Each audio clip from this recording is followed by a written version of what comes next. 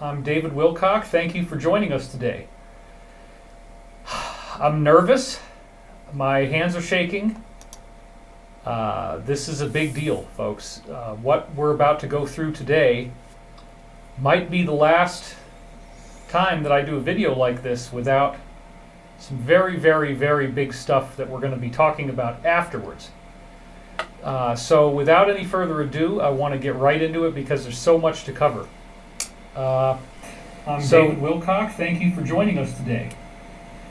We're about to go through today might be the last time that I do a video like this without without any further ado, very, very big right stuff into it because there's so.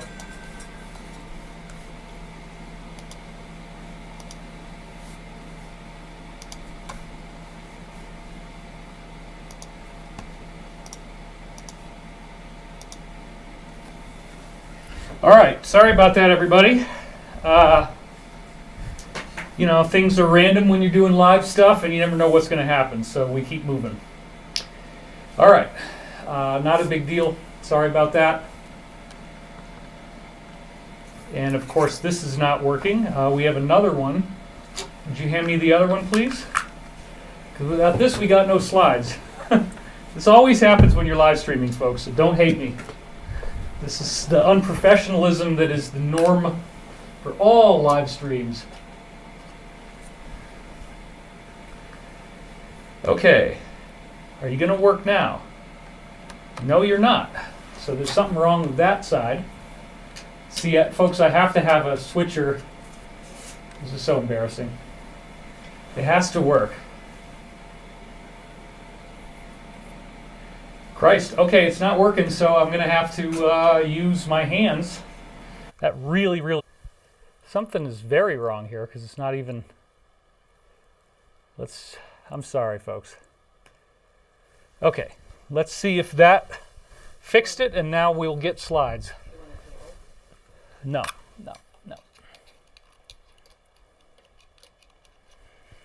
If I can get the slides working, then we're all very happy. Okay, here we go. Got it. Boom, done. See, you don't hate me that much, do you? It wasn't that long. I figured it out. Okay. So one of the kind of comedy items that I'd like to start with today is that there's some collector's items for sale right now, and you might actually want to buy some of them. So let's go to the slide real quick. I got this letter today from way back when I donated to Barack Obama. And I think that what they're selling is going to be collector's items because they're talking about artifacts that you can buy. It's just a joke, but I kind of find it ironic that I kind of find it ironic that now they're out there trying to fundraise.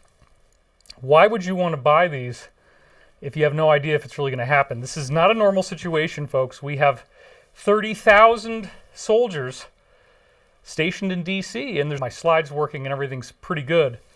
Let me just try to give you a summary of what's going on here. It does appear that we are very close to major stuff simply because the date of January the 20th is a fixed date that we can't get around.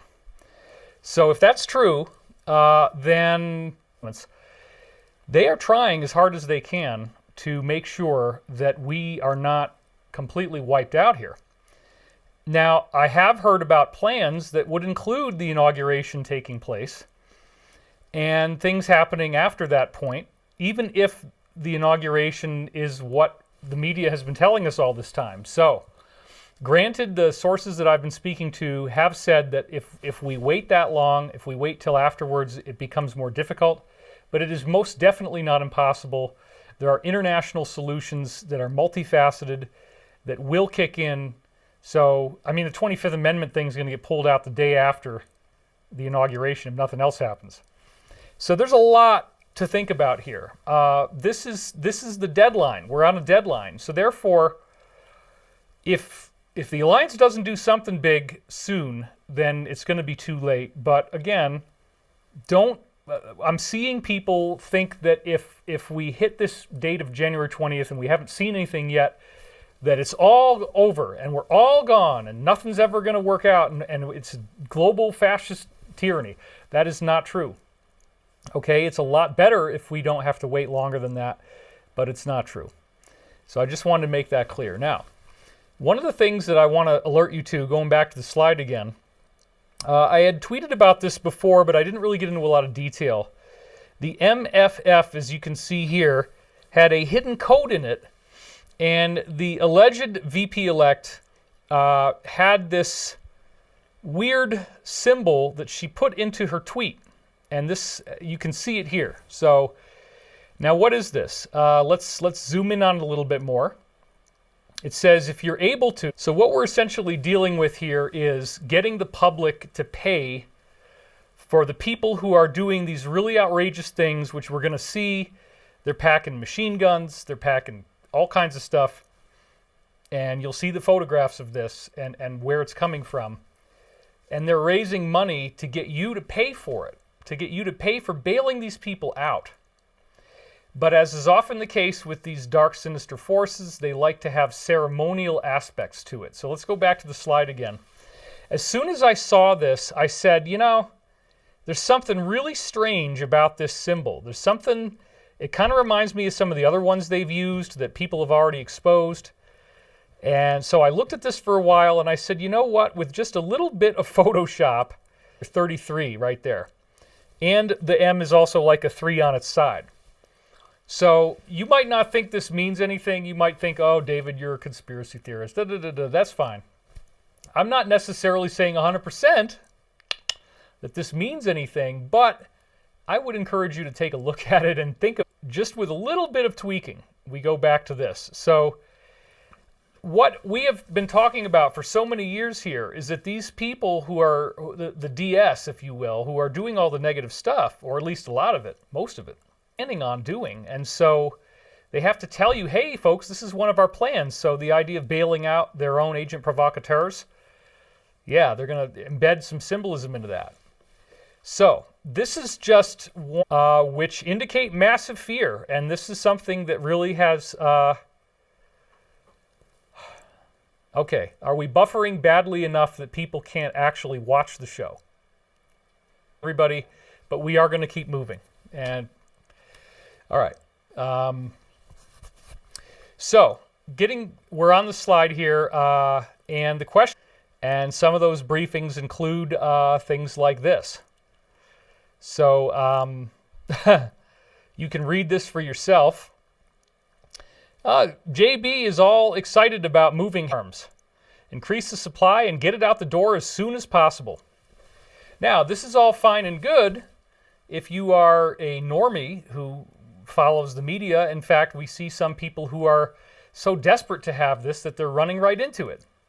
But then there are also very significant concerns that have been raised. Let's go over here. Reactions to some of these that involve full body tremors. There's been noticeable increases in deaths, particular Antrim County, if you've heard about that one, where there was like, I forget how much this shot, and then like 23 of them died like right away within like less than a week. So that's troubling kind of stuff. Now, that could happen. They're so desperate to inject you with something.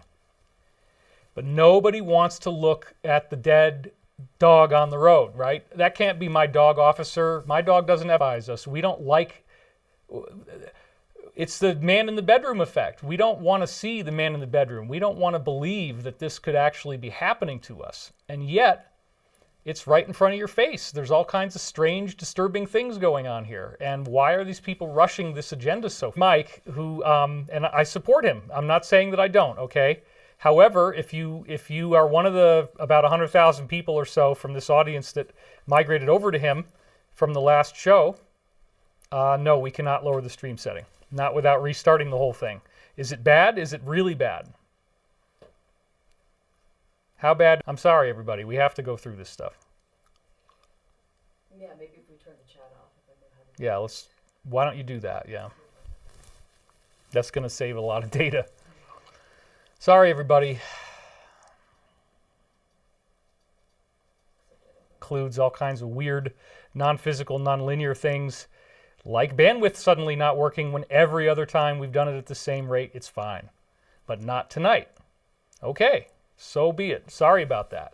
As I keep talking, this is going to stop. It seems like, and we'll get a good clean feed. All right. So this is what Mike had to say on January the 16th, and it was extremely disturbing. I've told you before, folks, over here. Let's go to this camera. I've told you before, folks, that I've had a lot of issues with being too fearful and not wanting to look at these negative outcomes of a situation like the one we're in now. I believe that what Mike was really doing was saying, okay, I'm looking at a possibility, and this is a possibility that I've been briefed on. So we have to consider the possibility that this might not go. See a possible agent of some kind. I've supported his work before, and I also have heard certain insiders warn me about him. I actually think that the former president will also become the new president, that he's going to be sworn in again, and that it would happen on January 20th. Now, that's probably not the way it's actually going to go down, but so there might much as we can. Let's just focus on the negative news that was in this that a lot of people were very upset about. Here we go. Back to the slide. Today, for example, indicates that JB will be sworn in and America will fall to a radical left-wing authoritarian police state. Oh my goodness. Dark, very scary discussion. Even worse, he says, it appears to us that the blankety blank and DS actors are preparing a large-scale FF event in the coming days, which will be used to justify incoming President B declaring his own act and ordering nationwide confiscation. Trump supporters, that's right, that he would no longer be alive. Again, this is not something that I want. I'm just saying that this is what we've been warned about, that some kind of event like that could be staged to try to really create a lot of chaos and disorder. Okay, then we got to look at the tweets from Powell, and some of them have a similar tone. These all came out in the last few days. And again, very, very troubling, disturbing, terrifying kind of stuff. And by the way, she changed over to her own channel on this particular app that we talked about last time, and then the members just went way, way up. All indications are that despite the overwhelming evidence of massive F and more evidence available inside the government, what is going on here? This is terrifying. People around him are limiting his information and lying to him about his legal options. Apparently, she sees things that they're not telling him are real. The B administration will be consolidating power from day one, and the F corporations are already limiting speech and firing freedom lovers. Just look at the military in D.C. now. T did not call them in, and all that for a virtual eye that no one will attend. It's all about power and global commie money. You can see and smell the corruption in D.C. It's gone from a swamp to a pure cesspool. There were and have been a lot more people illegally E'd than just B and H. Then she says, we need a miracle. Pray. Then she says, there are powers still available to the president and more information from within our government and other governments that he can access. And other witnesses, simple steps that can be taken to get the truth out now. And it does not require M law. D.C. is now full police state. Whoa. Friends there, and you look at the pictures of the films, if you haven't looked at them, folks, it's amazing. There's so many soldiers there. 30,000, as I said, all kinds of stuff. Friends there advise they are being stopped at every intersection, required to show papers, including pay stubs, in order to go to their place of work and state where they are going. Welcome to full... It's entirely possible, as all the other briefings that we've been getting are saying, that there's something afoot, there's something we're not seeing here, and that this is actually setting up a mass arrest. It's not an evil thing. It's not a bad thing. It's keeping everybody in, making sure nobody can escape. There's checkpoints on the fear that members of the National G who support PT might kill B during the I. Sorry about this, folks. Just read it for yourselves, please. I don't want to get all these tripwires tripped, because believe me, that's how they find you. They listen, all right? So they've asked commanders to confiscate all A and magazines from the S's. See the photo. Okay, so this again came... Well, sure enough, here's an example of a photograph with the Capitol in the background, soldier in the foreground with his mask, and he's got his munition there, but he doesn't have a clip in it. So, people are like, well, I don't know if this is true. Again, This may be part of what's going on right now, but there's a lot of other things going on that we're not seeing, and I believe it's all going to be fine. But the other thing that Mike was talking about that caused incredible concern and identity in shipping containers. You don't believe me? Okay. Here's the proof, and this comes from, I forget what it is, I think it's 2016 or 2018. Sea develops multiple launcher that hides in container. So that's right, a normal shipping sea-land container can have this top that opens up, the lid pops up, out come these guys, and they shoot off their ordnance. Now, what the briefing was that Mike was talking about was that there are lots of these that have been positioned here quietly for years as they've been planning for this. Again, that's very, very upsetting. And furthermore, to get back to the slide once again, the power grid is the #1 target. That's what they intend to hit with these, apparently, that and other critical infrastructure things. So one of the things Mike reported on is that there are batteries of these Patriots activated all over the U.S. And if you go through the right channels and you look at all the notifications that they put out for the military, you can easily see this. Now, some of the briefings we got hinted at the possibility, but most of them are still very positive. Now, the good thing about these Patriots is that they are very, very good at intercepting things in real time.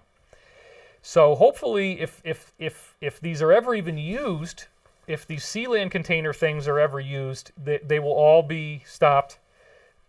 We don't know for sure, but it looks very likely that they would all be stopped. So it's a very terrifying situation, to say the least, but it also shows you the poignancy of what's going on at this moment. All right, back to the slide again. Here's another tweet kind of thing that showed up, basically saying, Sean Spicer, the former WH press secretary, saying they are stopping every car trying to leave the city and are asking for ID. So this is again showing they don't want people leaving. There's some kind of operations going to be taking place there, and it doesn't matter whether they have ammo yet or not. Don't worry about it, everybody. It's going to be fine. And then just today, as I was putting all this other stuff together and looking at the possibility of the negative outcomes, I got an email that said read immediately. And while I was putting these slides together at the exact point we are now, I clicked on it. At the exact moment that I clicked on it, I got major, major synchronicities. And this shows me the possibility, the way I like to work, is that when I see synchronicity, it means there's probably something going on that I should pay attention to. The first thing I noticed, 133 views. If you don't believe me, I took a picture of it. And so there he is, 3333. And then, this is all I saw at first. I was already impressed, especially because if you look carefully, the total runtime of the video ends in a 33. So there's another one. 2 minutes and 33 seconds, right? You see that? But wait, there's more. Not only were there 3,333 views, he also has exactly 333 subscribers, as you can see right here. And just to make the point better, I'm going to zoom in on it. So there you, and I just, for fun, I put it at the 33-minute mark, just to have fun, okay? That's all that is. But again, it ends in 33, 2 minutes, 33 seconds, 3,333 views, and 333 subscribers. Now, this has to do with the concept of what you see there, hashtag Great Voice, which is actually a very significant thing. It's a mass notification system for all of our people in uniform and people like emergency services. So, the way I like to work is that when somebody says, read this immediately right now, and I was at this point in the slideshow as I'm building it, and I'm talking about all this really fearful stuff, and then I click on it and I get all these repeating numbers. First of all, this is something I've been documenting for many, many, many years. Typical skeptics, typical people who are not familiar with this type of initiatory world have a real hard time with synchronicity, but I don't know how it works, honestly. I'm not trying to do it. It's just that when I seemingly randomly click on something, in certain cases like this, there's repeating number patterns. And this has been going on for years. I document it thoroughly in my new book, Awakening in the Dream, as I did in the Synchronicity Key. I've had almost every article that I have, I would get them at the end, and I document them. So this to me suggests very strongly that even if the intel that he's giving us is not precisely correct, that it's trending in the right direction of hope at least. And there's a possibility, but we're going to find out real soon, that this might actually be true. Now, I don't know, but I think that he's on the right track at least. So when I see those synchronicities, it gets me to pay attention. Let's go back to what did this actually say. So he's reporting on alleged leaked intel. And this is the quote from the beginning of the video. I'm transcribing it for you. Are you serious? Are you serious? Guys, this is some information that was sent to me from one of the Make America Great groups out there. An Air Force pilot received this information. He then sent it to his father-in-law, and this is what it says. And folks, this is mind-blowing if it's true. And again, we're not going to have to wait very long. But at least I hope the trend line of this is correct. Quote, this is from the Air Force, what was he, a captain, right? It was a captain. Let's see. Let's get a pilot. He's a pilot. I'm sorry about that. We don't know what his rank is. Okay, so here we go. We need 100% broadcast on everyone's TV sets worldwide. It's going to be very painful, but we can no longer have people divided. Around Sunday or Monday, now he didn't say what week, but I would assume that's like today or tomorrow, so this is a very tight deadline. The Prez will be on AF1 when he sends out 7 presidential messages. Okay, we got a number. That's something I've never heard before. Now, this could all be a LARP. It might not be true at all. I'm not saying that it is, but it's compelling. 7 presidential messages to everyone's phones and TV sets worldwide on an emergency B system. From there, all global military, via the U.S. military, will shut down all media. Apparently, this is a worldwide event. That's internet, social media, phones, and all TV programming. They will be all under one channel, which I guess means there's only one channel you can get, and you'll be able to get it somehow, and emergency services. There, the U.S. military can broadcast 10 days of this storm, and he also said seven messages. Video confessions from a military T. Lots of evidence for the scandal listed in the storm. While this is happening, they will be said the following. So Americans will be getting arrested around the globe, not just here in the U.S., but other parts of the world, and people from around the world who have participated in this C attempt against the President of the U.S. So that's very exciting, folks. Now, do we know if this is true? Absolutely not. Is it possibly true? Yes. Do I like the fact that it had 3,333 subscribers, or 333 subscribers and 3,333 views at the exact moment I read it? Yes. I didn't want to close that window on my computer. I'm like, leave it up. This is unbelievable. I still have it open on the other machine. Now, I will also say that I have gotten other sources that have said not the only place I heard this. The other briefing had additional information that I do not feel comfortable sharing. I do not want to screw up any of these plans. I don't know when it could happen. Again, it might be after the 20th. We really honestly don't know, but it's crazy exciting. Now, something for the people who say nothing ever changes, David. Why do you always talk about this, but then nothing ever happens? Well, something did happen. Back to the slide. Pindar actually is the name of the dragon and the male member of the dragon. That's the name of the leader. So the Pindar is basically the number one guy. And this number one guy just so happened to Benjamin de Rothschild, I probably shouldn't say that either, owner of the group, dies age 57. So that is compelling because that's of steps being taken leading up to other steps. We had that blackout in Italy that went on for 8 hours, and all kinds of strange. Same thing apparently happened in Germany. So it's all quiet up until now, but then we also have, like in D.C. itself, people can't go anywhere. So this could all be part of a very well orchestrated plan that we're seeing take place. Back to the slide. Keywords. The EAS is a national public warning system that allows the president to address the American people within 10 minutes during a national emergency. The alerts are sent through broadcasters, satellite digital audio services, EAS. It says messages can interrupt radio and TV to broadcast emergency alert information. Messages cover a large geographic footprint. Emergency message audio text may be repeated twice, but EAS activation interrupts programming only once and then regular programming continues. Well, not this time. Format and additional languages. Now, it doesn't say that it doesn't say that we would have what might be the preferred method or any method that would allow videos to actually happen.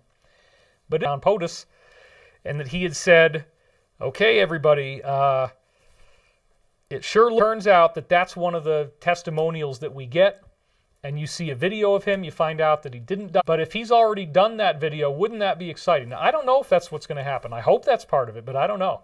But no matter what, I think it's going to be very, very amazing that some of these tribunals may have quietly taken place. So this might not be new stuff. It's just that all these things... One of the things that came up for me recently was a big conversation that I had with my mother. And I'll explain because there is one aspect of my family that I've never talked about before. Because, I don't know why, I don't want to brag, and I just never decided to talk. I am actually a direct bloodline descendant of the original founder of the United States, nephew of John Paul Jones. So his brother is my great-great-great third or fourth great-grandfather. Both sides of my family, strong American Revolution ties. And if I'm a descendant of leave this to chance, don't expect it to get done on its own. Get in there, take action, do something constructive. That I have been elemental in this war because I don't want all the hard work that my own ancestors fought for and in some cases died. The soldiers are taking an oath to protect and defend the Constitution of the United States against all enemies, foreign. It's ironic that my mother didn't even realize that John Paul Jones was considered the founder of the Navy. She knew the name, but didn't even realize that when I'd done the research on it. It's an interesting thing to throw in there in light of all the other stuff that came up with my mother that we're going to learn about in just a minute here. So, people might be asking, moving forward, nothing we can do. Should we just surrender? Well, what did my own great-granduncle say? What's his famous quote? Does anybody remember? Well, I have not yet begun to fight. This is exactly where I am, folks. As long as there's any way to get... Back to the slide once again. As of January the 8th, there was a very strange tweet that stood he was speaking in code to the military. So, this is what he said. My supporters will have a giant voice and will not be disrespected. Right after this, he was military's mass emergency notification system. Isn't that something? Systems. And sure enough, his account was taken down immediately after this tweet. And whoever was doing the censorship realized that by saying that term, marching instructions were being given to the military alliance. So they said, uh-oh, we better shut him down. And that's pretty significant because it's a coded phrase, and we've seen this in Powell channel happen before it got changed to its new name. She apparently did not. We'll see that in a minute. Again, I think a lot of people are in that place. And then this was actually the last few days with the emergency alert system. And then somebody said, whoa, I saw your comment as that part of the 2.5 so each, but these were very small towns, one today in the UP, or UP. I'm not sure what that means. Okay. And I'd heard nobody else talking about it. On January 8th, 2021, T signed a proclamation of succession from the corporation. 2021, memorandum on providing an order of succession within the U.S. International Development Finance Corporation. Well, corporate government is where you get zip codes, the District of Columbia, and then there's a lot of people in the alternative community, inspired usually by Jordan Maxwell. He kind of started all this. The idea, the strange thing having to do with gold fringes being on the flag, that it has to do with zip codes, and that if you accept a piece of mail that has a zip code on it, then you are certifying that you are a member of this corporation. of Federal Reserve note, the U.S. dollar has these, well, it does. It has these numbers on them. And what we hear from guys like Jordan is that those numbers are the same length and the same alphanumeric format as bottom. There will be a red digit, a red alphanumeric code. You'll notice it has the same number of digits as what you see on the dollar. Suppose stock numbers at the time we are born, and then credit is issued against the money that we are expected to earn in the course of a normal human lifetime. Now, if you're trying to understand where is these numbers that correspond to real people, and they're putting those numbers on the money. The numbers represent how much money you would have earned, and I forget how much it is. I think it's $3.5 million per person for their life.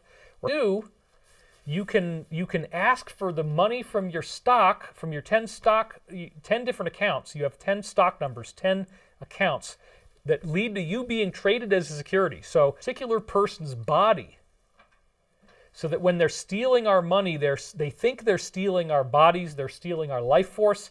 This is the argument. Now, whether that's true or not, I don't know. But it's exactly where all the money is going back to the British and the Vatican, really, is what it comes down to, because it's all interconnected. So look at what's going on here. This is indeed one of many executive orders. You probably heard of many others, but this one in particular focuses on. So if there's a succession, that means that everything changes. Now look at this. Let's go to the next slide. It says, order of succession. Subject to the provisions of Section 2 of this memorandum, blah, blah, blah, blah.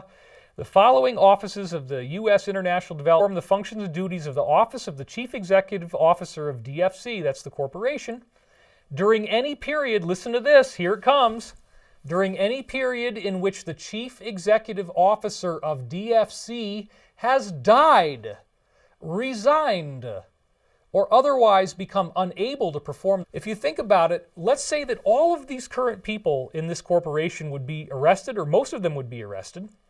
Then you got to be able to promote somebody and get them up to the top. Well, a legal framework has been put in place where this entire corporation could be arrested, or almost everybody, and somebody's still going to be able to lead it. So here's all the staff: VP and General Counsel, Deputy General Counsel, VP Structured Finance and Insurance, VP Development Credit, and Chief Financial Officer and Vice President of Finance.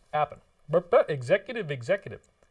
Why would we need so many levels of this thing for succession to occur, where the next person comes in, but then the next person unable to perform the functions and duties of the office? Well, it looks like they're expecting that everybody is going to be dying, resigning, or unable to produce the functions of the office. So yeah, thank you guys about this. There was another round of impeaching, and it didn't go anywhere, just like the last one. I liked the fact that it was at 5:55, because I look for those little things, you know. And then, well, it's very sad, but thing that I'm not even going to say, because it just got torched. It'll probably never come back. The CEO is now on the run. Dan B, and you know, the last name being Bonjean, talked about it enough. And I love him. My wife and I, we watch him, and we're very happy with what he's doing. We ached for him, and we're so happy that he seems to have gotten through his chemotherapy. If you remember, where like within 3 hours of when the video was over, this was going to be going down. This whole social alternative network was going down. And sure enough, I went back and looked, and this is what it turned into. I mean, this really happened, folks. And doesn't that suggest the possibility that you might be guilty of something? Do you actually need to destroy the entire platform? It's bad enough that you sent Dan healthy enough that he was able to save himself. Then you try to kill him again through another means. Do we really think that cancer was totally natural? Come on. We know all about what they do. So, unbelievable. This poor guy. And I feel bad for him, but he is one of the leading voices, and he gets our respect. Absolutely. And it says, this was a tweet, and minutes after this tweet came out, they added, look at what it says. This claim of EF is disputed, and this T can't be replied to, reteed, or liked due to a risk of V. Well, wait a minute. It's so ironic, isn't it? Like, they want to silence anyone who questions, and then urged. This was on January the 12th. And this all started with him saying, you know, we're going to have a great voice. And, God bless our president. I'm telling you that we're going to get through this, folks. This is all going to be okay. It's a militarized zone over there, but things are not what it looks like. There's a whole lot of stuff, I think. Dems call for violent R's, and the media calls them peaceful P's. Trump calls for peaceful P's, and the media says he calls for violent R's. There you go. It's so ironic. And I watched all the calls he made for peace, which, again, if you remember what we said before, by order. So that's that, okay? So there's a lot of stuff going on here. All right. Here's another couple of tweets that were interesting where, and I always look at the possibility that she's giving us some leading information, the president concluded his 22-minute speech at the southern border with the words, "The safety of our country must come before politics." Well, there you go. You can double click on that, or how crazy it is, or how angry everybody gets. You've got to keep the country safe. And that's what he concluded it with, okay? So she's pointing out things you might not have seen. And then on the bottom, free speech is under assault like never before. The 25th Amendment is of zero risk to me, but after the 20th is when the 25th starts happening. And there's just no way, folks, honestly, then it's going to be Harris. No. There's so much evidence. There's so much corruption. It's not going to last. I don't even worry about it, honestly. And when I see this idea that somehow this area of ours wants, that is not the United States, folks. That is not the brave men and women who fought and died for our freedom, including my own family members in the Revolutionary War. The founder of the Navy is my great-granduncle, all right? I know what I'm talking about, yet begun. So don't believe for a minute that the military is just going to roll over for this. They're not. They never will. It's not going to happen. So again, this is another example of what you don't hear in the mainstream. Another one, and this is the actual statement that she retweeted, just so everybody can see it, on January 13th, where he says, "In light of reports of more demonstrations, I urge that there must be no violence, no law breaking, and no vandalism of any kind. That is not what I stand for, and it is not what America stands for. I call on all Americans to help ease tensions and calm tempers. Thank you." Now, slipped into your hand. There's no hidden thing under the table, okay? It's real. Why would he say don't go there, don't do anything? Because they've got it covered. You don't need, your president is telling you, you don't need to try to take the law into your own hands. Like it's, people are being set up for this possible FF thing that's going to happen. So don't feel like you have to all of a sudden organize a grassroots second American Revolution. That's not what this is. There's a lot of how this thing's going to go down. We hope it will go well. But hearing about sea land containers hiding around anywhere in our country that could just pop open and shoot out these things, we better hope that the Patriots work well, and we better hope that none of them actually hit the targets. I think they are far beyond what people realize. There are weapons that we have that will do 64,000 people a second with a laser through the medulla. 64,000 people a second. And those are run by, I'm getting in trouble now. The ignition, it knows where you are. It's doing this for everyone on Earth. And when you go inside the house, it's tracking you by infrared. There is no such thing as anonymity. There is no such thing as hiding. There is no such thing as escaping. They can see your infrared. They know where you are. They can see your face. Now, I don't think that this is a good thing, but I want you to be aware of the capabilities that I've been briefed on, that are classified, that do exist, because if you remember, that whole system, that weapons platform, was very prominently displayed in Captain America: The Winter Soldier. That's the whole point. These flying aircraft carriers in the movie, which look exactly like the real thing you see in the movie, is exactly what it really looks like. So if you want to see exactly what this weapon system is, what it looks like, and watch a whole movie built around that plot, just go watch Captain America: The Winter Soldier. In the movie, it didn't happen, but they showed you how everybody could be targeted with this. I don't know if the Alliance would use something like that, but I would wager that if anybody pops up and is trying to do some things, there's lots and lots of tools to put that problem down very, very quickly. So I'm not saying that I support this or that I would want this to happen, but you just should be aware that there's so many little magical tricks like that that nobody's ever heard of, and I really don't think we have to worry about this, folks. Okay, back to the slide. So, great. My wife says she fixed it. Do you want to tell everybody what you fixed real quick?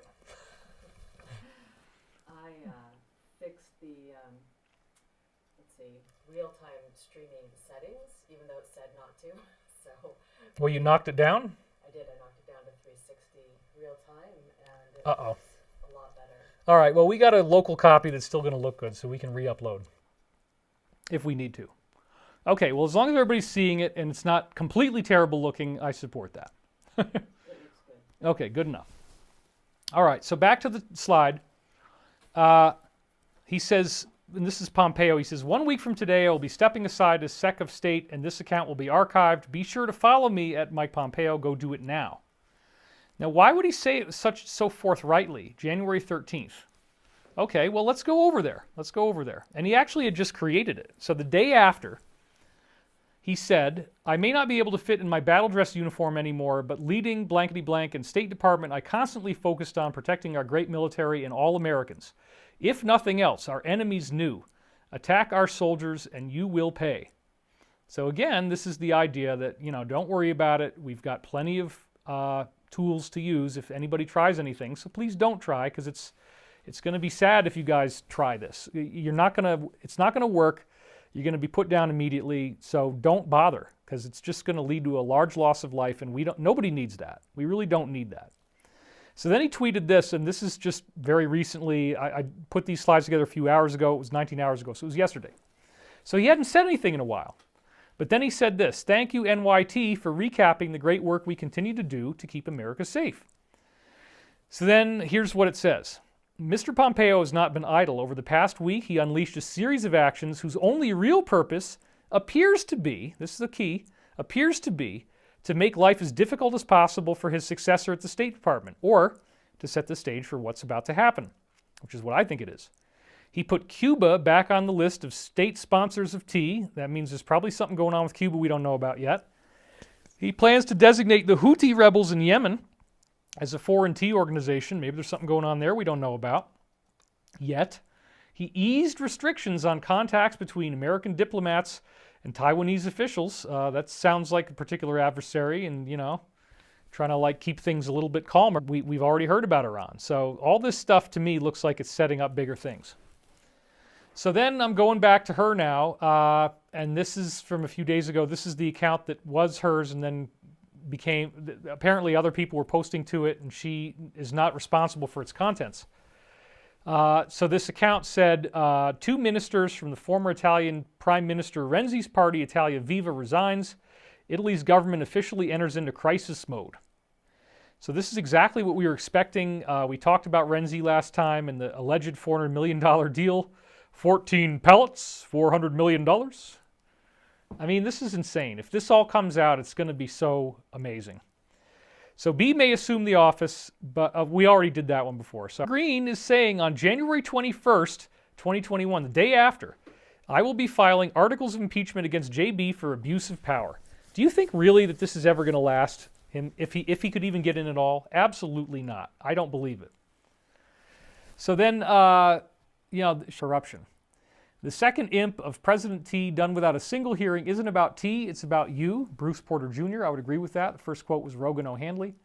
Then we have Brigitte Gabriel, who says, imp President T was possibly the least unifying thing Speaker P could have done today. She doesn't care about America. She doesn't care about unity. She cares about revenge.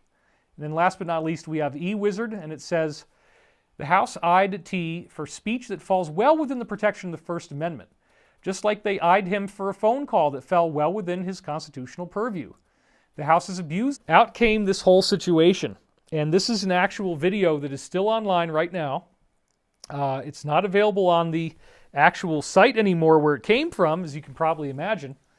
But this guy was brought on and was interviewed because he's the one who actually filmed the moment where the person was shot on January the 6th. You had people going in there, and as we've talked about now extensively, let's go over to this one for a little while. As we talked about extensively, this is a very, very, very strange situation. First of all, he does star in an Uber car commercial. That is an absolute fact. And let me mute the volume so that that's not going to play. So he did star in an Uber car commercial, and we know that he is an Olympic speed skater, basically wiping out the middle class and giving people these horrible jobs. One could call you a sellout for that, and I actually think it's very important to point out that when I was in college, I had a lot of friends who were black. I had friends from Harlem. We smoked blunts, okay? I'm being honest with you, which is a cigar with cannabis in it.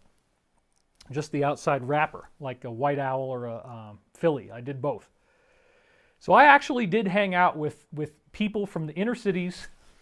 I heard real gangster stories. I had one friend who had reformed, but he had actually shot someone, and he felt very badly about it. He didn't know why he did that. Afterwards, he started dreaming about the person. He had terrible problems. I had another friend who had cornrows, and he was a really big guy. I mean, he was 7 foot tall almost, and huge.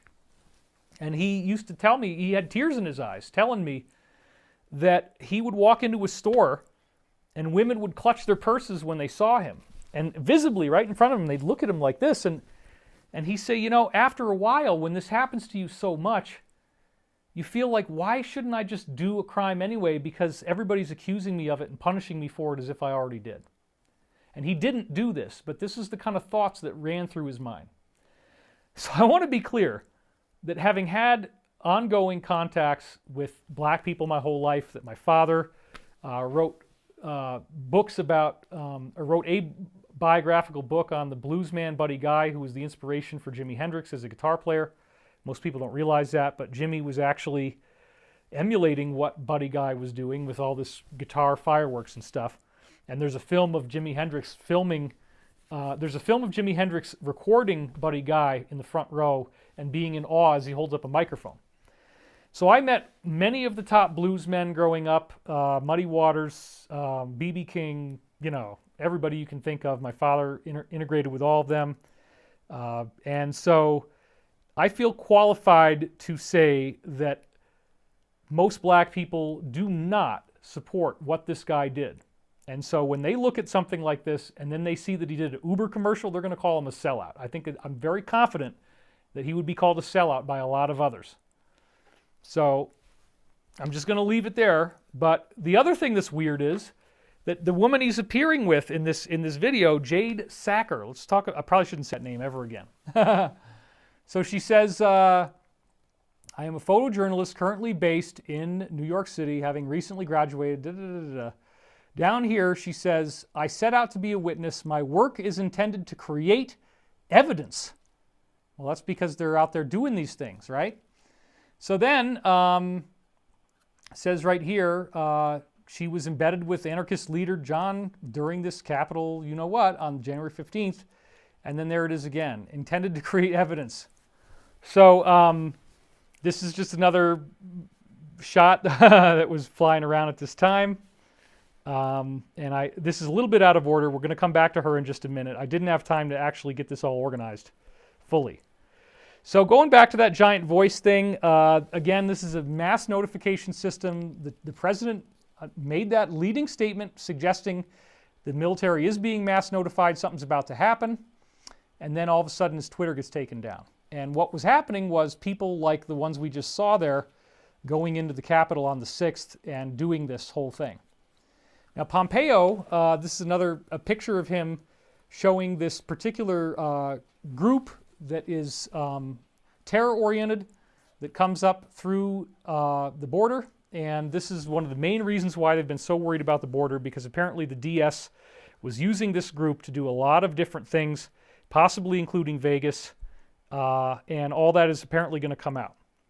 Now another thing that is really interesting is that January the 19th, Tuesday, is National Popcorn Day. And why does that matter? Because popcorn has come up over and over again. As it says right here, this is why T always says, grab the popcorn and enjoy the show. Apparently there are many tweets where he said this. Well, is the reference to popcorn a reference to Tuesday the 19th? In other words, are things going to happen before then? Well, we're not going to have to wait long at all to know. But so the popcorn day happens to be the day before the 20th, which is the big inauguration. So something might be going down here. and grab the popcorn might have multiple layers. So there was a statement made about the idea that if Pompeo starts tweeting regularly, like in short intervals, that we should really be paying attention because that there's this indication going on, and that has just started to happen in the last 5 hours. And I just took this picture. So again, suggests things are really close. He says the American people will demand it. I guess that means justice and truth. And then he has a Bible quote there. He said unto them, "Go ye into all the world and preach the gospel to every creature." Now, what is that statement on the bottom? Well, think about it. Preach the gospel to everyone, to every person. Go into all the world and preach the gospel to everyone. Doesn't that sound a lot like the thing that I read at the beginning where he had 3,333 views and 333 subscribers? Where he was saying that he got this Air Force pilot, and the Air Force pilot sent an email to his father, and then that leaked online. And the idea that everybody in the world is going to hear this quote-unquote gospel. Back to the slide. And then this is really hilarious. For a short time it was called Supporters, and then it just became the Trumpist, is what it is now. But it says the blue state LDs are disappearing 5 days before the 20th. Truly a miracle. Wink, wink. A word. So Sully's brother, who turned him in, said his brother and anti-you-know-what, planned this to change the public opinion against T supporters and to create A in the country. Now, according to a lot of different things that I've seen and heard, the brothers, let's go back to a camera, the brothers' testimony, all supporting the president, that were led by this one dude, John Sully, that he was actually their leader. This is what the brother said. He's turned over all this evidence, and we're going to see more about Sully in a minute here. It's pretty shocking. So let's go now back to the slide, and we're going to go now to January the 15th. And one of the things that we've been promised for so long, the all-important D-class, apparently has now begun. Lots of hint dropping that some big news about a particular country is going to come out, because it says right here, U.S. Department of State, January 15th, fact sheet, activity at this particular Institute of Virology in the town that you know well, starting with a W. But wait a minute. That's supposed to be where this whole thing started that we've been suffering from.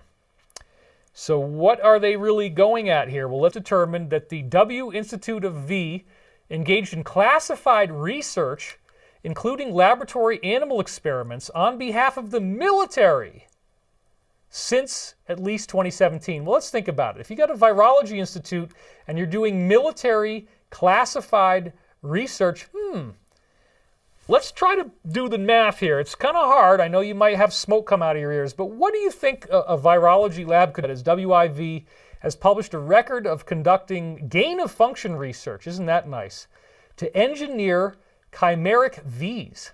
Gain of function meaning let's build something that gains us a function. WIV has not been transparent or consistent about its record of studying viruses most similar to coup. There you go. It's unbelievable. Then at the same day, the same exact last letter, declassified, back to the slides, that we've been hearing about this forever, and I actually haven't even had a time to go through this, but it came out, Committee for the Judiciary Abuse Investigation. Chairman Graham, this January 15th, as you can see, released 11 transcripts of interviews conducted during the Senate Judiciary Committee's inquiry into the origins of stuff in there, and it's connecting a lot of dots. There's much, much more to come. They have been fighting this coming out for so long, it's amazing that it finally happened at all, honestly. So then this is the whole thing where you can pause this and read it, but this is how apparently Sydney had some kind of falling out. As it says here, channel name to something else. It's now called this. Everything will remain the same. We just changed the name. Ms. Powell is not responsible for the contents posted here on this channel. Thank you for your endless support, Zeke, and he's the guy that runs this app that we've been talking about. So that's important. I just want to put that in. Now, this is another thing that she tweeted. Will Uber issue a public statement on Sully since they filmed a commercial with him? So this is pretty shocking, folks, but I want you to see this. I don't believe we're going to have any audio on it. Is it playing for you? Let's see. Is the commercial playing? Can you see? Look at at my camera number 8 on the screen. 8's not playing. It began playing though. It did begin playing. Is it playing now? It's not playing now. It's not playing now. All right. It began. So let's try this again. Is it playing now? No. How about now? Yes.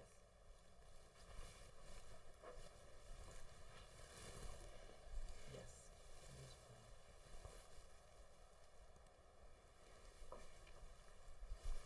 So as you can see here, I'm not making this up. This is actually real.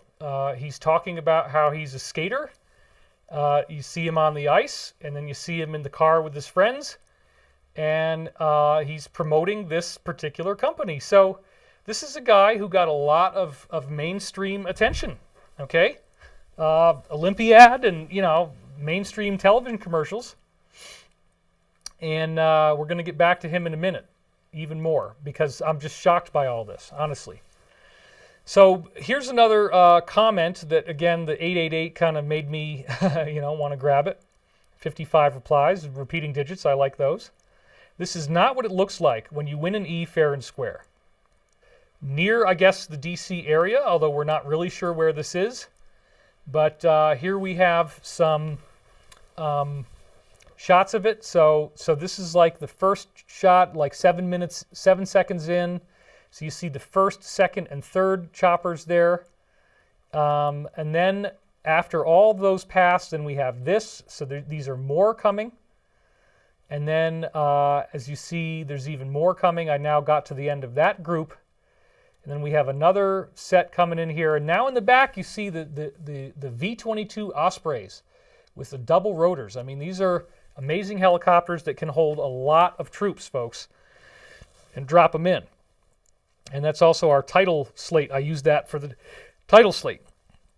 This is not normal. This is not what we would be expecting. Supposedly it's going to be virtually, he's not even there. So it really looks like some things are setting up here. Now back to the slide. Here's another one about the FIS what, and this I'm just showing you the coverage of this on the 15th, and then some statements from Graham where he says the court was lied to. Exculpatory information was withheld on those being investigated. The leadership of the F under C and M was either grossly incompetent or they knowingly allowed tremendous misdeeds. There was a blind eye turned toward any explanation other than the T campaign was colluding with foreign powers. So now we're going to get to the incriminating texts from Sully that appeared on a discussion group called Discord. He was not being careful about his real intention. Now remember, he's in the Uber commercial, he's a champion speed skater, and he was on CNN giving a very kind of mundane interpretation of what was happening at the Capitol, as if he wasn't involved in anything that scary or evil. He was just there to walk in and see what was going on. That's not what he was saying on Discord. Organized, nationwide, multi-state effort. That's very frightening. I bet in some of the more conservative states it will be a stronger presence. All of this will be happening at your state capital all over the nation. It's about to get crazy. So that's very disturbing. And then, so somebody else here that was interacting with him said, I was in the front line of the battle and know who was there personally. It was a large sum of anti-Ts. Now, supposedly, this was all T supporters, right? Well, here's somebody saying, no, and this whole narrative, by the way, is now fallen apart. It's all collapsing, that this was not being done by people that support Putin. And it stirred up some S on the 6th. Wait, so does that mean all the T supporters were right? Okay. And then here's another one where somebody is actually giving the finger to the T supporters behind their back, and they're all laughing about it. F the cops. And then these buildings with his T hat on. Clearly he's not a T supporter, and he says that he was doing counterintelligence.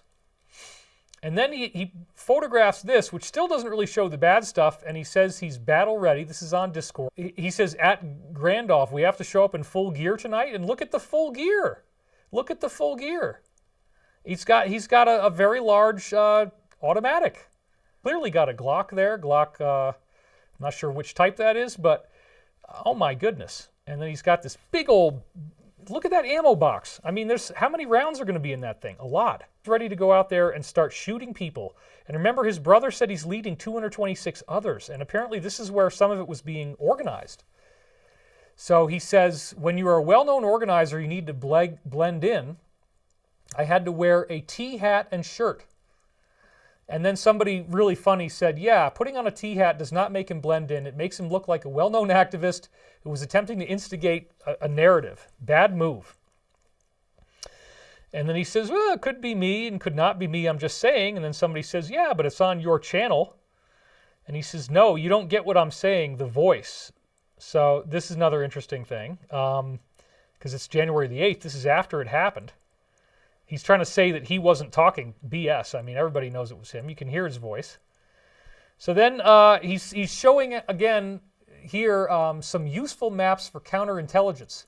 And he's doing a map of the federal buildings, military, and courts in D.C., planning on doing something violent. So, you know, and then this person is saying, oh, at the bottom, I'm a bulk ammo dealer, if that's of any help, Jaden X. Oh, my God. You can read all this. And then he's talking about how to set up a burner phone. You can read all that on your own time. I'm not going to go through all this. And here he's saying no fascists. Insurgents USA is the name of his group. And that's what he's doing this with. He's prepared for the possibility of that maybe they themselves were going to do this, or somebody else, they were worried that it might happen to them. My goodness, right? He's tweeted all that. And then he's showing you this picture of the nationwide rally, and then at the bottom he says this. And look at, obviously they're indicating you should bring all these kinds of things. He said, I just got new intel about T-Insur, a Second Amendment rally will be staged for on January da-da-da. So there you go. How did he get new intel? Who is giving him this intel? Who is organizing this rally? And who is really behind it? Well, obviously we know, because he's the one doing all this stuff. And he says, LOL, this is going to be a war on this one. And then here he takes a picture of himself and actually did a video. Now, this is what's so funny. As of right now, at this exact second, this is still online. It will probably disappear very fast. So if you want to go look at this, you got to do it right now. I'm literally not kidding. Go look it up right now, where he says, here is a full guide on how to keep yourself safe during Ps and DAs. And there's his channel. You can see the name of the channel. You can see he's got 4,000 subscribers. That's, you know, I got a lot more than that. So I guess doing Uber and being an Olympiad and being a sellout doesn't frickin' mean you're going to be popular, because this is nonsense. So there he is. You can clearly see his eyes, folks. And now he's showing you this mask, and then he's showing you how he likes the other one better, because, and he's showing you all this stuff on his own channel with his own name, with his own face. This is so annoying. And he does not represent black people, folks. Everybody is so pissed off at him right now. Do not assume for a minute that he is supported by others, because I do not believe he is. Everybody is so mad about this. Now look at this. He literally has the gun there in the room. You can watch the video for however long it lasts. He goes over, he picks it up, he demonstrates it, he talks about how he's going to be carrying it. He's wearing his body armor, he's wearing his mask. Here he is again carrying it. And then, oh, by the way, since that's not enough, he's also going to have a sidearm right there. So here he's putting his sidearm into a holster. And then he also shows you that he just so happens to have a nice switchblade. This is not a guy who's going there to be peaceful. This is a guy who's going there to kill. Okay? It's very important that we see this. So isn't it hilarious that he goes on to this particular news network and acts like, oh, he was just happened. This was fairly recent. I think it was on Friday the 15th, where it says the CEO, Michael Lindell of MyPillow, was apparently going to have a meeting with POTUS, and he was carrying these notes in his hand before going into the West Wing on January 15th. So this is the same day that all this D-class happened. And then it says, MyPillow CEO visits T in Oval Office carrying mysterious notes. Now look at this. We're going to see what the notes said in just a second, but notice that once they meet with each other, the article says they never talked about the contents of his letter, and they're clearly happy, and he gives him the thumbs up, and he leaves, and he's fine. Before he went in there, he's looking very, very nervous. This is one picture of him holding these papers, but the real key photograph in question is here. He did not realize anybody was photographing him, and he didn't realize that we would be able to zoom in on this piece of paper that he was holding, folks. If you haven't already seen this, it's mind-blowing. Because here's what actually happens. I'm going to zoom in now. You tilt it, and you can see the text, and then we're going to zoom in even more. Something be taken immediately to save the blank Constitution. Now, I can't really read the name. It looks like Ceylon or something, Ceylon colon, I'm not sure. Now, as acting national security, blank, with getting the evidence of all the blankety blank as the election, there we go, and all information regarding ... among people he knows who already have security, have done massive research on these issues in Fort Meade. Now that's in case you don't know this, folks, Fort Meade is where we research biological things and where we manufacture them. So he's clearly talking about something related to that.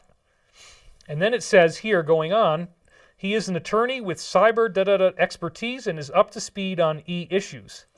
Then you can see Action Act, the something act, we know what that is, now. So he wants this act to be signed now. As a result of the assault on the ... martial law if necessary upon the first hint of any.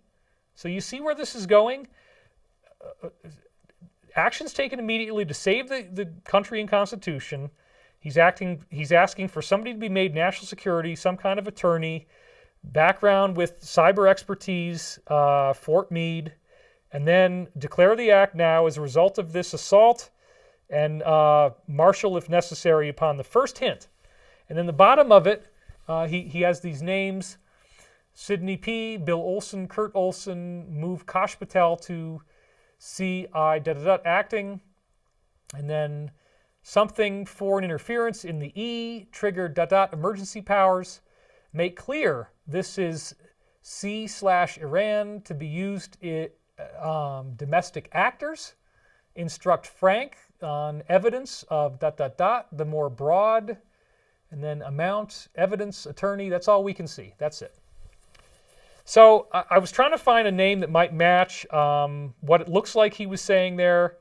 Maybe this has something to do with it. The new director of this organization, obviously, if JB is putting him in, he's going to be very swampy. So that was a very, very curious thing. Now, despite the fact that he went in with this piece of paper that had all this stuff in writing, they apparently didn't talk about it.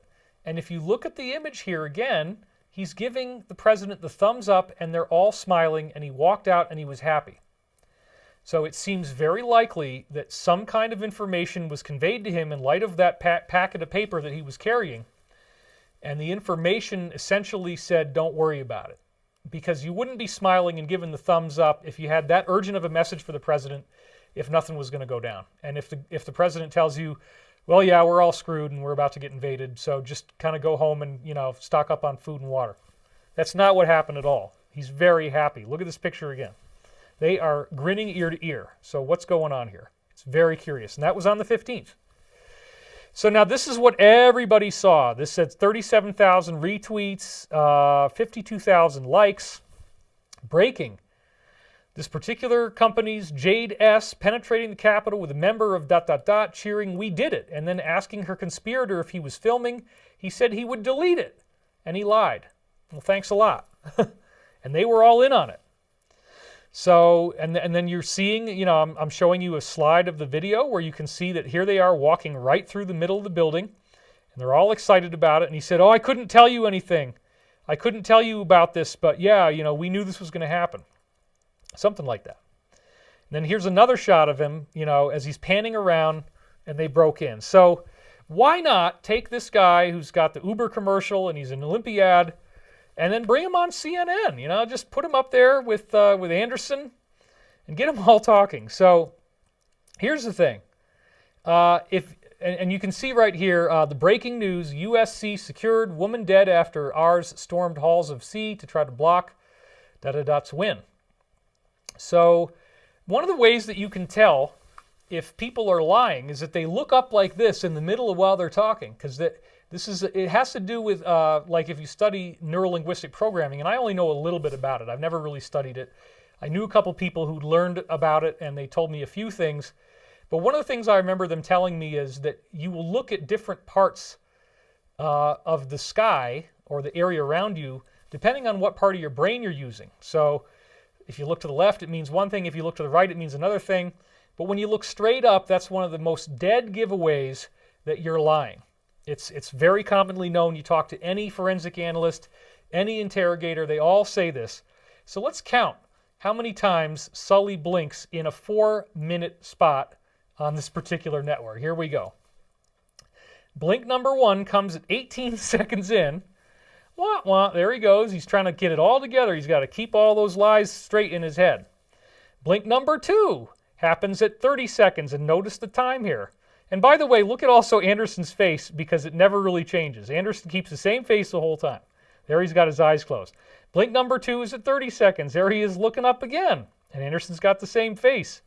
Blink number 3 is at 47 seconds, and there he is looking up again, and Anderson's got the same face. He's trying to keep the story straight. Blink number 4, 1 minute and 58 seconds. There he is looking up yet again. Anderson's got the same face. And then last but not least, here is blink number 5 at 3 minutes and 8 seconds. And he is looking straight up. And I just want to give you a kind of a Anderson. Is that a good Anderson face? What do you think? Not so. Not so much? So much. Just a little like constipated. How about that? No, that's not really good. His eyes up. His mouth is just. How about that? You like that? Not happy. The mouth is not happy. So. Just not so hard. Oh, okay, a little bit less. Yeah, it's closer. Yeah. Thank you, Anderson. Thank you for making me laugh. And how cool are you, my sellout friend, if you're appearing with Anderson Vanderbilt? Did you know that? Go back to the slide, please. Do you think it's fun? You think it's fun talking to the people that you think you're against? Well, guess what? Guess who his mom is, everybody? I'm so sad, because apparently mom squandered away $200 million and he's only getting 1.5. My heart bleeds for you, Anderson. I'm really sorry. But she remarried somebody named Cooper. He took that name because, he probably didn't want the association with one of the top cabal names. Just call me crazy. But, yeah, it's really, really cool to go on with a Vanderbilt on a cable news network. Way to go, buddy.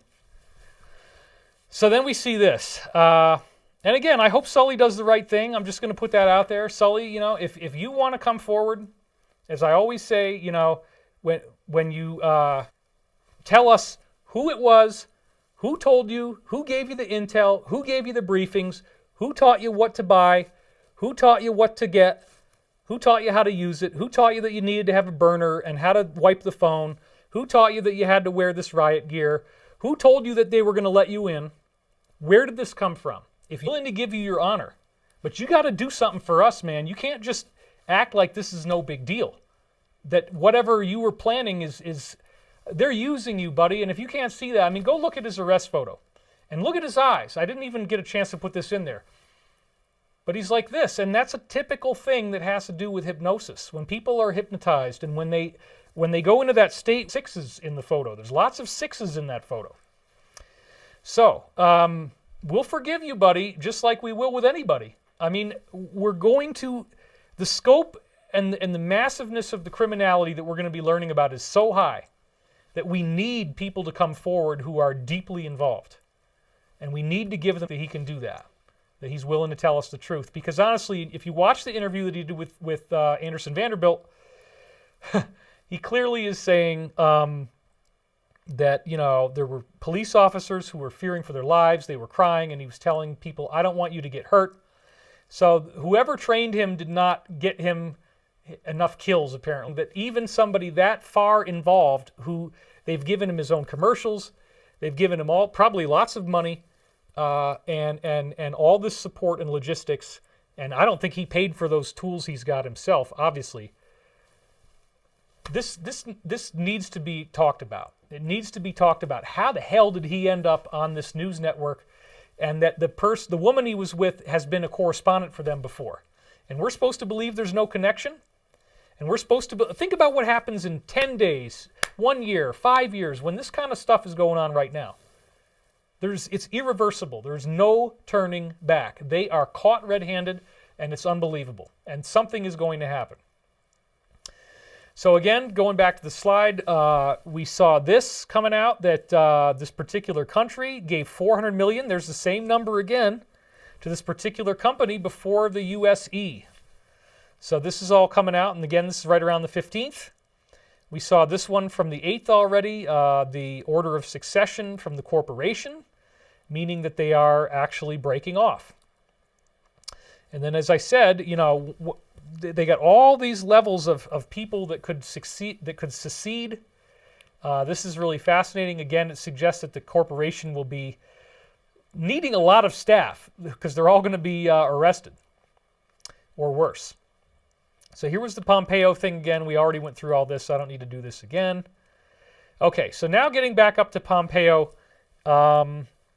he dropped this particular code. I'm not even going to say it out loud, red and then a number, because this is very, very hot stuff, folks. This was on the 14th, and he did it in a particular tweet that he gave on his own channel, which I didn't see. I had to pull it off of this. Now, I know that mentioning him also is going to probably get him a lot of flack, and I apologize in advance, but he's already got a lot of views. You see 450,000 views on this one. He is one of the best, and he's stayed positive. He is not caved into fear. And also Dave Hayes, great job, Dave. Thank you. You did a wonderful job on this, and so both of these videos I think are essential watching. And you know where to go. It's a .com on the word that you see at the top left. It's all there for you. Just type in that on the search bar and you'll get it. So in this particular video, and I'm not going to show you the footage, but I'm just going to show you the actual tweet here. We have these 6 bottles of red wine. Red and then the number 6. Well, that actually means something, folks. So, and this was off of the secretary Twitter thing just before they took him down.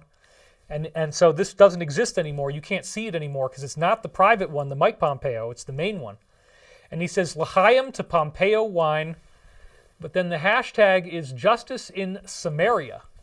Justice. So red and then 6 is associated with justice. Well, then you got to understand what EAM means. It's Emergency Access Management, because this is all going to be relevant in just a second, so bear with me. We got red, and then we got the number 6, and then we got EAM, and it says that it ensures your company's policies to manage emergency access. Okay, so here's what you really need to see. EAM, Emergency Access Management, is being used for firefighters, and so obviously it would apply to other government agencies as well. So firefighter, firefighter ID, firefighting, centralized firefighting, and all this is talking about how they use this emergency system to message each other as emergencies are going on. But this obviously is being used not just by fire, but also military, because this is the all-important quote number 4414 from the infamous and mysterious number 17, where it says EAM loyalists. Now, this is people on the inside, I believe, I'm just going to speculate, okay, loyalists who are loyal to the alliance agenda and who are going to be using the emergency access messaging system. So then he has these series of reds. There's 1 through 6. Each of them, and we've had a lot of people look at this, and you can hear more about that in the video I just gave with the guy Dave from before, where this looks like a command sheet for the military, where they have very, very advanced operational planning that can take years, where each plan has a code name, and that's what the reds appear to be. So these would represent events that could happen on Earth, and once they happen, it triggers a particular contingency plan that has a... The first one is if the Prez is taken off of Twitter. Well, that's exactly what just happened. So number 1 has happened. Number 2 is a Central Communications blackout in the continental U.S. Well, that hasn't really happened, but almost everybody who is talking about this on social media has been banned. You saw that. So that kind of fits, and so that's probably been triggered. Number 3 is class movement of P or pence. Now, class movement, there's been a lot of speculation on this. Class probably means classified. Movement could mean some type of movement to, we don't really know, maybe to suppress classified stuff from coming out. That's probably what it is. Or that they move from a position that they were expected to have. If they were expected to only do one thing and then they go do something else that's a lot worse, which appears to have happened, that triggers number 3. Well, what's number 4? Movement of military assets to central locations in the U.S. under the guise of citizen R control. Okay, well, that's also happened, right? Because now we're seeing it all around D.C. So that's red, and then the number 4. And we have 10th Mountain 1st Marine, all that stuff, all these codes, so these different things. And then number 5, National Military Command Center. Now, what that could indicate is the possibility that the command center itself is invaded or attacked or even maybe blown up, because they have to have continuity of government.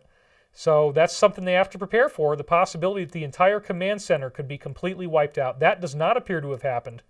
But then you have number 6, and remember, there's only 6. There's no additional plans here. Secretary of Defense Instruct 1.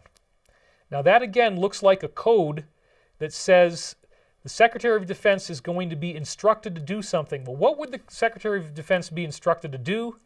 Well, of course, it would be finish the job and do the mass arrest. So number 6 appears to be a code saying to do the mass arrest. USSS appears to be Secret Service, and Castle Rock appears to be the name of these friendly groups in the military that are going to be carrying these operations out under the guideline of 6.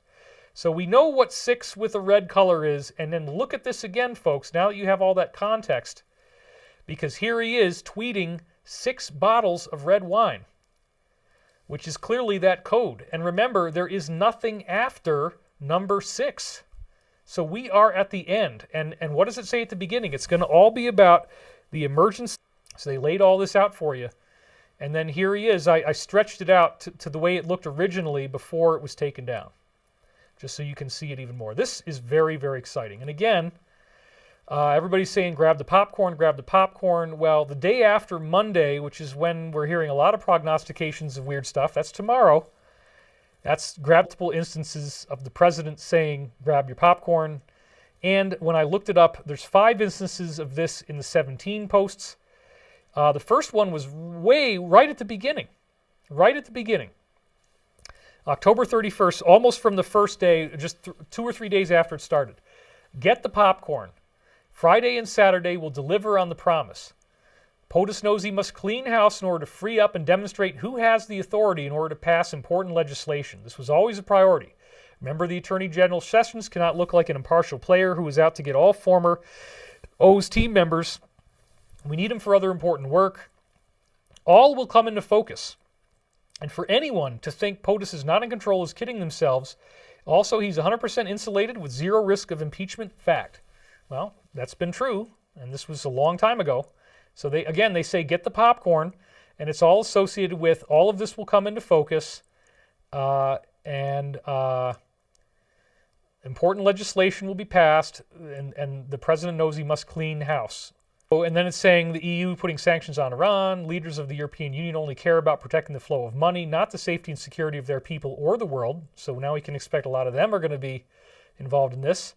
The Iran deal orchestrated for the sole purpose of lifting sanctions blockade to allow access of foreign businesses for individual and co-wide enrichment. It's a scam.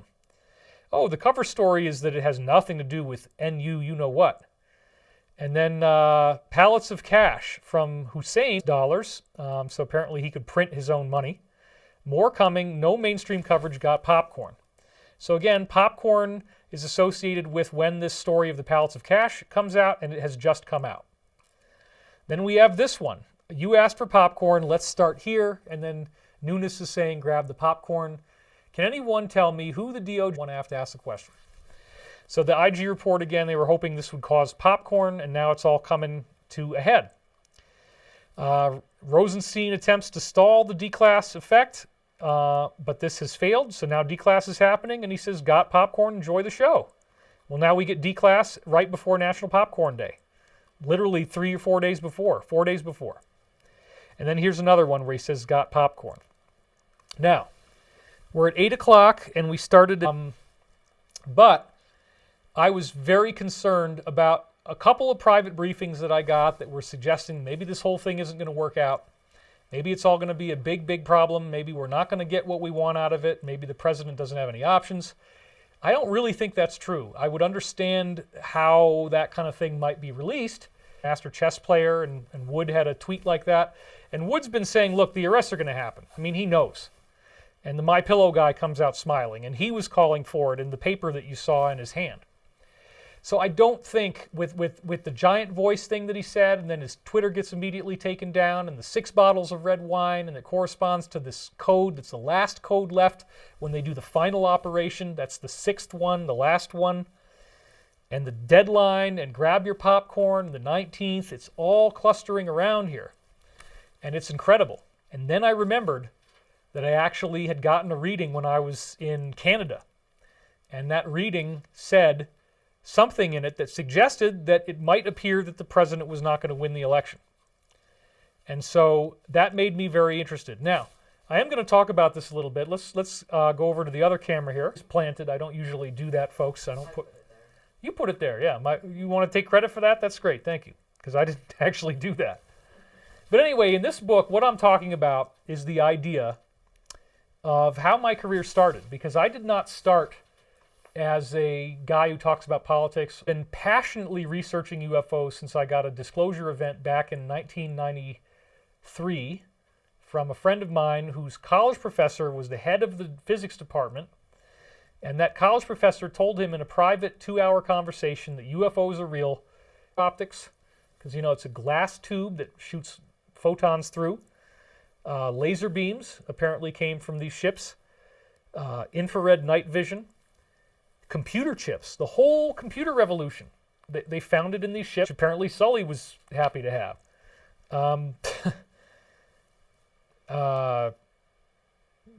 Saran wrap is another one. Actually, it's apparently an alloy of calcium, copper, and gold. So when I heard all this, that all this technology that we now take for granted was actually part of a divine or celestial endowment, if you will, it always suggested before certain events take place. So that's why I think benevolent, positive beings might be out there and would plant this in our world, because it gave us the technology that would ultimately lead to our freedom to overthrow the bonds of tyranny. The internet is what's given us that. The internet has given us free, open communication, and now they're trying to crack it down, but it's way too late.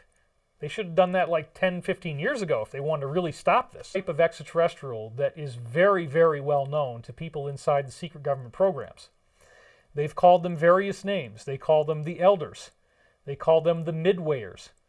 They call them the tall whites. Now, tall white doesn't mean one species. There's several different types of people, because that's what ETs really are. They're human. This is one of the things you're going to learn. There's several different types of people who go ETs. They'd call them derivative terms like crickets or bugs.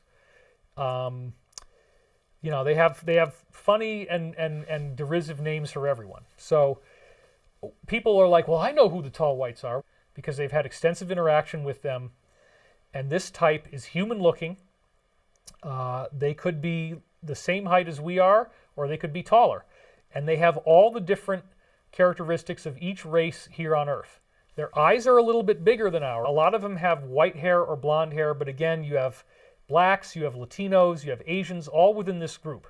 So calling them tall whites, again, is ridiculous, but that's just what our government did way back in the day in these secret programs. Human-looking ones are actually what the Bible would call angels, and other ancient culture traditions would also call angels, that the angels are real. And they're actually human extraterrestrials, because if you go back into these, like Scripture, for example, go into the Old Testament and look at when Moses could touch his back as he was leaving. So, and then they talk about in the Old Testament, the ships of Yahweh number in the thousands. His glory is in the skies. And I've done a whole big thing on this. This is not like Robert Hastings and the National Press Club event in 2011. All coming forward to say that benevolent extraterrestrials are here, that there are certain ETs that are operating with craft, except that they don't really have a religion. They have a knowing of what the truth is.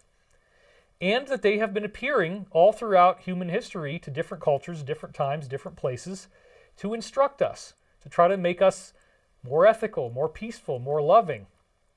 Well, I ended up, as a result of hearing about all this and reading, and that experience is that after reading Dr. Courtney Brown's book, Cosmic Voyage, it was immediately validated by a separate source. Now, this is a source that he never heard about, and he still hadn't heard about it when I emailed him while writing my book last year. So Dr. Brown's book, Cosmic Voyage, describes him practicing a technique called remote viewing. And he describes in the book that the remote viewing protocols were developed originally in the 1970s with professional psychics, starting with guys like Ingo Swann, another guy who actually wrote the book that got me starting to do my own psychic experiments. Actually, I read it when I was 7 years old originally. It's called How to Make ESP Work For You by Harold Sherman. Harold Sherman was another part of this remote viewing team. So that allow you to get two random numbers, I think it's two, or might only be one, and that's your coordinates. And somebody else has assigned a target to those coordinates, but then you don't know who that person is, and the number is assigned to the coordinate by somebody else. So all you get is a number. You have no other information. 05989 could refer to a particular location. So they have a joke in there that they would send people to the sewage treatment plant in Fort Meade, Maryland. And so what would happen is you write down this number, you go into the remote viewing process, which is a very deep trance, and there's certain protocols that are extremely important. You have to always be putting out data. You get yourself to a deep, deep trance state, and you take everything that comes into your mind as soon as it does. You don't question anything. You don't analyze it. You don't try to understand it. It's very important that it remains encrypted, and you can get to a point where your mind is so deeply out there that it doesn't come through to you consciously what you're saying. And that's extremely important. The protocol is you shouldn't understand what you're getting.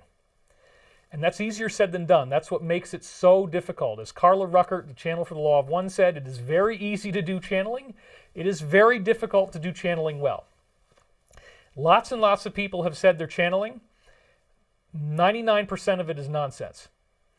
However, you go back into history and you look at the work of Edgar Cayce, the noted American psychic, and he did 14,000 medical readings where he was hypnotized and he did not remember what he was saying. But in that hypnotic state, he would have omniscient intelligence. He would diagnose people's medical problems even though they didn't tell him what it was. He would give a full diagnosis and he would prescribe a treatment. And the treatment involved a holistic solution, mind-body medicine. So with that said, the Cayce readings there's over 600 or 700 books that have been written on them. They had enormous prophetic accuracy, and anybody who actually does a serious, credible study of Edgar Cayce knows that this stuff could not possibly have been faked. He didn't know what the people's medical conditions were, but then he speaks, and they know what it is, and he's able to prescribe treatments that saved people who otherwise were not going to make it. So we know that there are historical examples of quote-unquote remote viewing working. Professional remote viewers trained under these protocols get a 99% accuracy rating. That's astonishing. So what I found out from Dr. Pete Peterson is that he was involved, this is one of my insiders who's since deceased, he was involved in the early stages of the development of remote viewing. And he said that in the beginning, when they were training people on how to do these practices, everybody started hearing these calm, quiet, kind of almost you can't really tell what it's saying, but it's in the background, these voices that you would hear, and they would start documenting what the voices said. Now, what they found out was that these voices were coming from these beings that they called tall whites. And in Dr. Courtney Brown's book, he actually said that the people in the remote viewing program had extensive experience with the tall whites. And then by the time his second book came out, he admitted that the person who trained him was none other than Major Ed Dames, who was Dr. Doom, and he was on Art Bell all the time. So they sought out Dr. Brown because he's a sociologist, and they felt that with his knowledge of social systems that he would better to be able to understand extraterrestrial cultures he was looking at. So Dr. Brown in this book remote views a civilization that apparently was on Mars, where they showed him a picture of what looks like a possible pyramid on the surface. He remote views it, not knowing what it was. It was a blind target. And he reports these people seeing a gigantic pyramid and their planet is being destroyed. The people looked, he said the culture was similar to like that of Africa. And then a new group showed up, which he identified as being gray ETs. They looked like grays. They were in a ship above the planet, and they started what he called packaging everyone very quickly to bring them away from the planet to safety before the planet was destroyed. Describes a civilization that was on Mars that was packaged at the end of their cycle genetically and moved. It's literally identical information. So I walk you through for the first time ever how the Law of One validated all these things that I was seeing in Dr. Brown's book, and how it also validates this notion of the so-called tall, white, human-looking ETs. Well, this is not something that gets me a lot of friends on the internet. The haters love this kind of stuff. But the way that I started was that I was writing down my dreams every morning, beginning on sometime in October 1992. And after years of doing that, in 1996, 4 years later, 3.5, 4 years later, this is when I read Dr. Brown's book. This is when I read The Law of One. And The Law of One, as I said, validated so many other things that I had been studying before that. And in the new book, I show you some of those things that I'd already been studying, and then I show you how the Law of One validates them. And I have hundreds of quotes from the Law of One. I do believe that first of all, I want to make this clear. The book makes it absolutely certain that the Law of One affirms galactic creator, which they call the Logos. So the term Logos is translated in the Bible as word. So when Jesus says, I am the Word, he's actually saying, I am the Logos. So that's one of the things I talk about in there, that in the law, things that I had seen way since 1981 when the words were spoken, that didn't exist back in 1981, a very robust scientific model of consciousness and spirituality with the idea, the fundamental concept that there is only one intelligence in the whole universe, and that's what they call the one infinite creator. And best of all, you are connected to the one infinite creator. You have a holographic link to that creator in yourself. Your awareness is the creator. And then what they talk about in the Law of One is that as you alleviate your distortions, which is the things that hold you back from peace, love, happiness, forgiveness, and patience, as you alleviate those distortions, you gain what they call personality transparency. And I am going somewhere with this, so hang with me. You get personality transparency. She's laughing, right? She's laughing. Are you getting lost? I'm trying not to get lost. Okay. So personality transparency means that your personality becomes an embodiment of the Logos. So look, in the beginning, this is in John, right? In the beginning there was the Logos, and the Logos was God, and the Logos was with God. And you can, normally people would say in the beginning there was the Word, and the Word was God, and the Word was with God. But again, Word means Logos in Greek.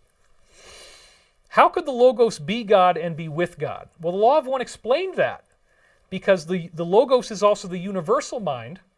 So the one infinite creator, or what they would call in typical Christianity, the Father, which is the universal mind, is the Logos, and the galaxy is the Logos. But that's the Son, or the Father-Mother, you know. So the galactic consciousness apparently embodies as Jesus.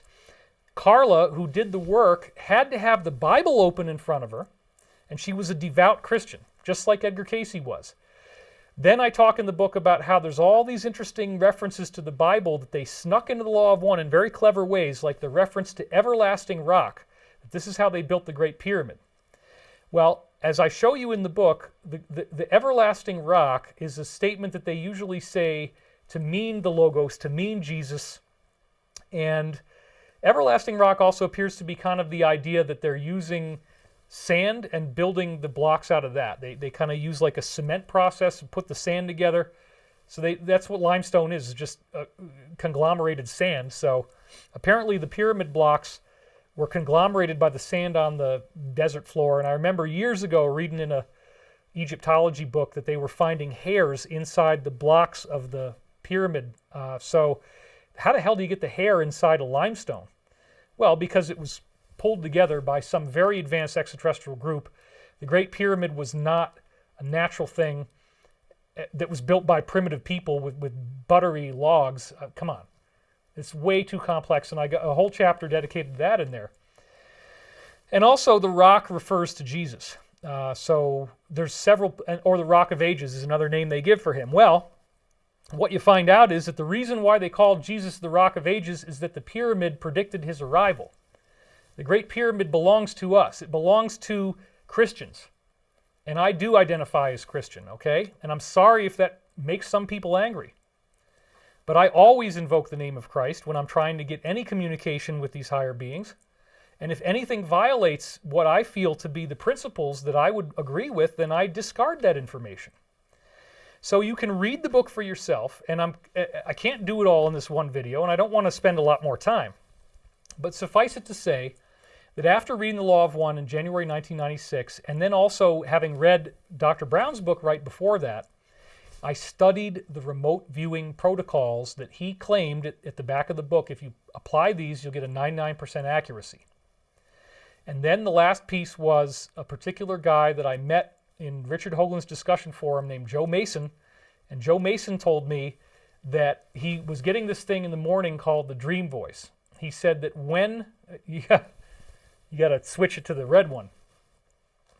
Sorry. Red 6, here we go. All right, yeah, I gotta make sure that my light is red and not green. Anyway, Joe Mason, and no, he was not a Freemason or anything like that. That just happened to be his last name. Told me that he was getting this technique in the morning called the dream voice, and he was showing me that he had predicted like the Northridge earthquake with it, and he had a lot of other enigmatic sayings that it brought through. He taught me how to do it. We talked on the phone. It sounded a lot like the remote viewing protocols I'd already heard, except that he had tailored them to get information that was verbal. So he said, Joe said, when you first wake up in the morning, if you can remember your dreams, which I always would, as you can still remember new details from the dream, listen to the background clutter that's going on in your mind. If it sounds like there's somebody over here, or it sounds like there's somebody over here, and you hear a droned voice or something talking in the background, you can't quite make it out, get as much of it as you can. Do not analyze it. Do not try to understand it. Now, this is what happened to me. This is what I started doing. I woke up the next morning, and I could hear Joe's voice still talking because I was falling asleep the night before trying to write down the things he was saying. So as I hear his voice talking, I started to write down what it was saying. I was very, very careful to go deep into trance and try to get the most nonsensical sounding stuff, and thus began an incredible journey that the book documents in the second half or thereabouts. It's not most of the book, but near the end, I guess the last third or so, I start to get into this part of the story, where I began to get these telepathic messages that were coming through using the processes that the protocols of remote viewing. It's all explained in this book. And right away, from the very first time, they began predicting the future with astonishing accuracy. If you've heard this all before, there are many, many prophecies that came through that are documented in the book that are absolutely irrefutable. I know that some people like to make videos. I know that they like to hate me. They think it's really funny. They laugh and laugh and laugh. And they cannot stand the idea that I support Jesus Christ. They cannot stand the idea that I might be talking to something that has something to do with the one infinite creator or the Logos. Because remember, the Logos is the galactic mind. We're all part of it. You can't get away from it. You can't get away from it. And what happens with Jesus is just personality transparency. So where the Law of One is different is they say we're all going back to that. We're all going back to the Logos. So I am the way, the truth, and the life. No one can go unto the Father but by me. Wouldn't that be logical if the galactic mind was going to say that? Because, yeah, you have to go through the galaxy's course. The galaxy's course is called the hero's journey. It's a series of 22 archetypes. And we talked about this last time. Page 85 is not the end of the world. It's just page 85 where the hero has to be appearing to be dead for 5 pages. Page 90, you get Act 3 in a Hollywood screenplay. And that's when all the allies that you met at the beginning of Act 2 come back to save the hero and complete the quest. And that's totally what's happening right now. I see all of these archetypes playing out in the world stage. So all of this is my kind of hand-wringing, semi-apologetic way of saying, look, I've had this thing going on for a long time. I've had so many people hate me and betray me and scream at me and end friendships over this, and the idea that I might be in contact with something like this, it's made for a very, very difficult life.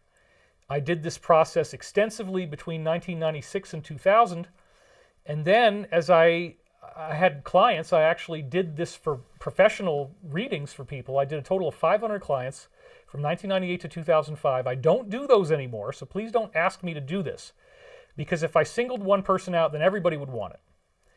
And to be fully honest with you, by the time 2005 rolled around, I was starting to get more popular on the internet, and there was so much negativity and hatred coming at me that I became concerned that I wouldn't get the highest Christ-light, pure frequency vibrations anymore.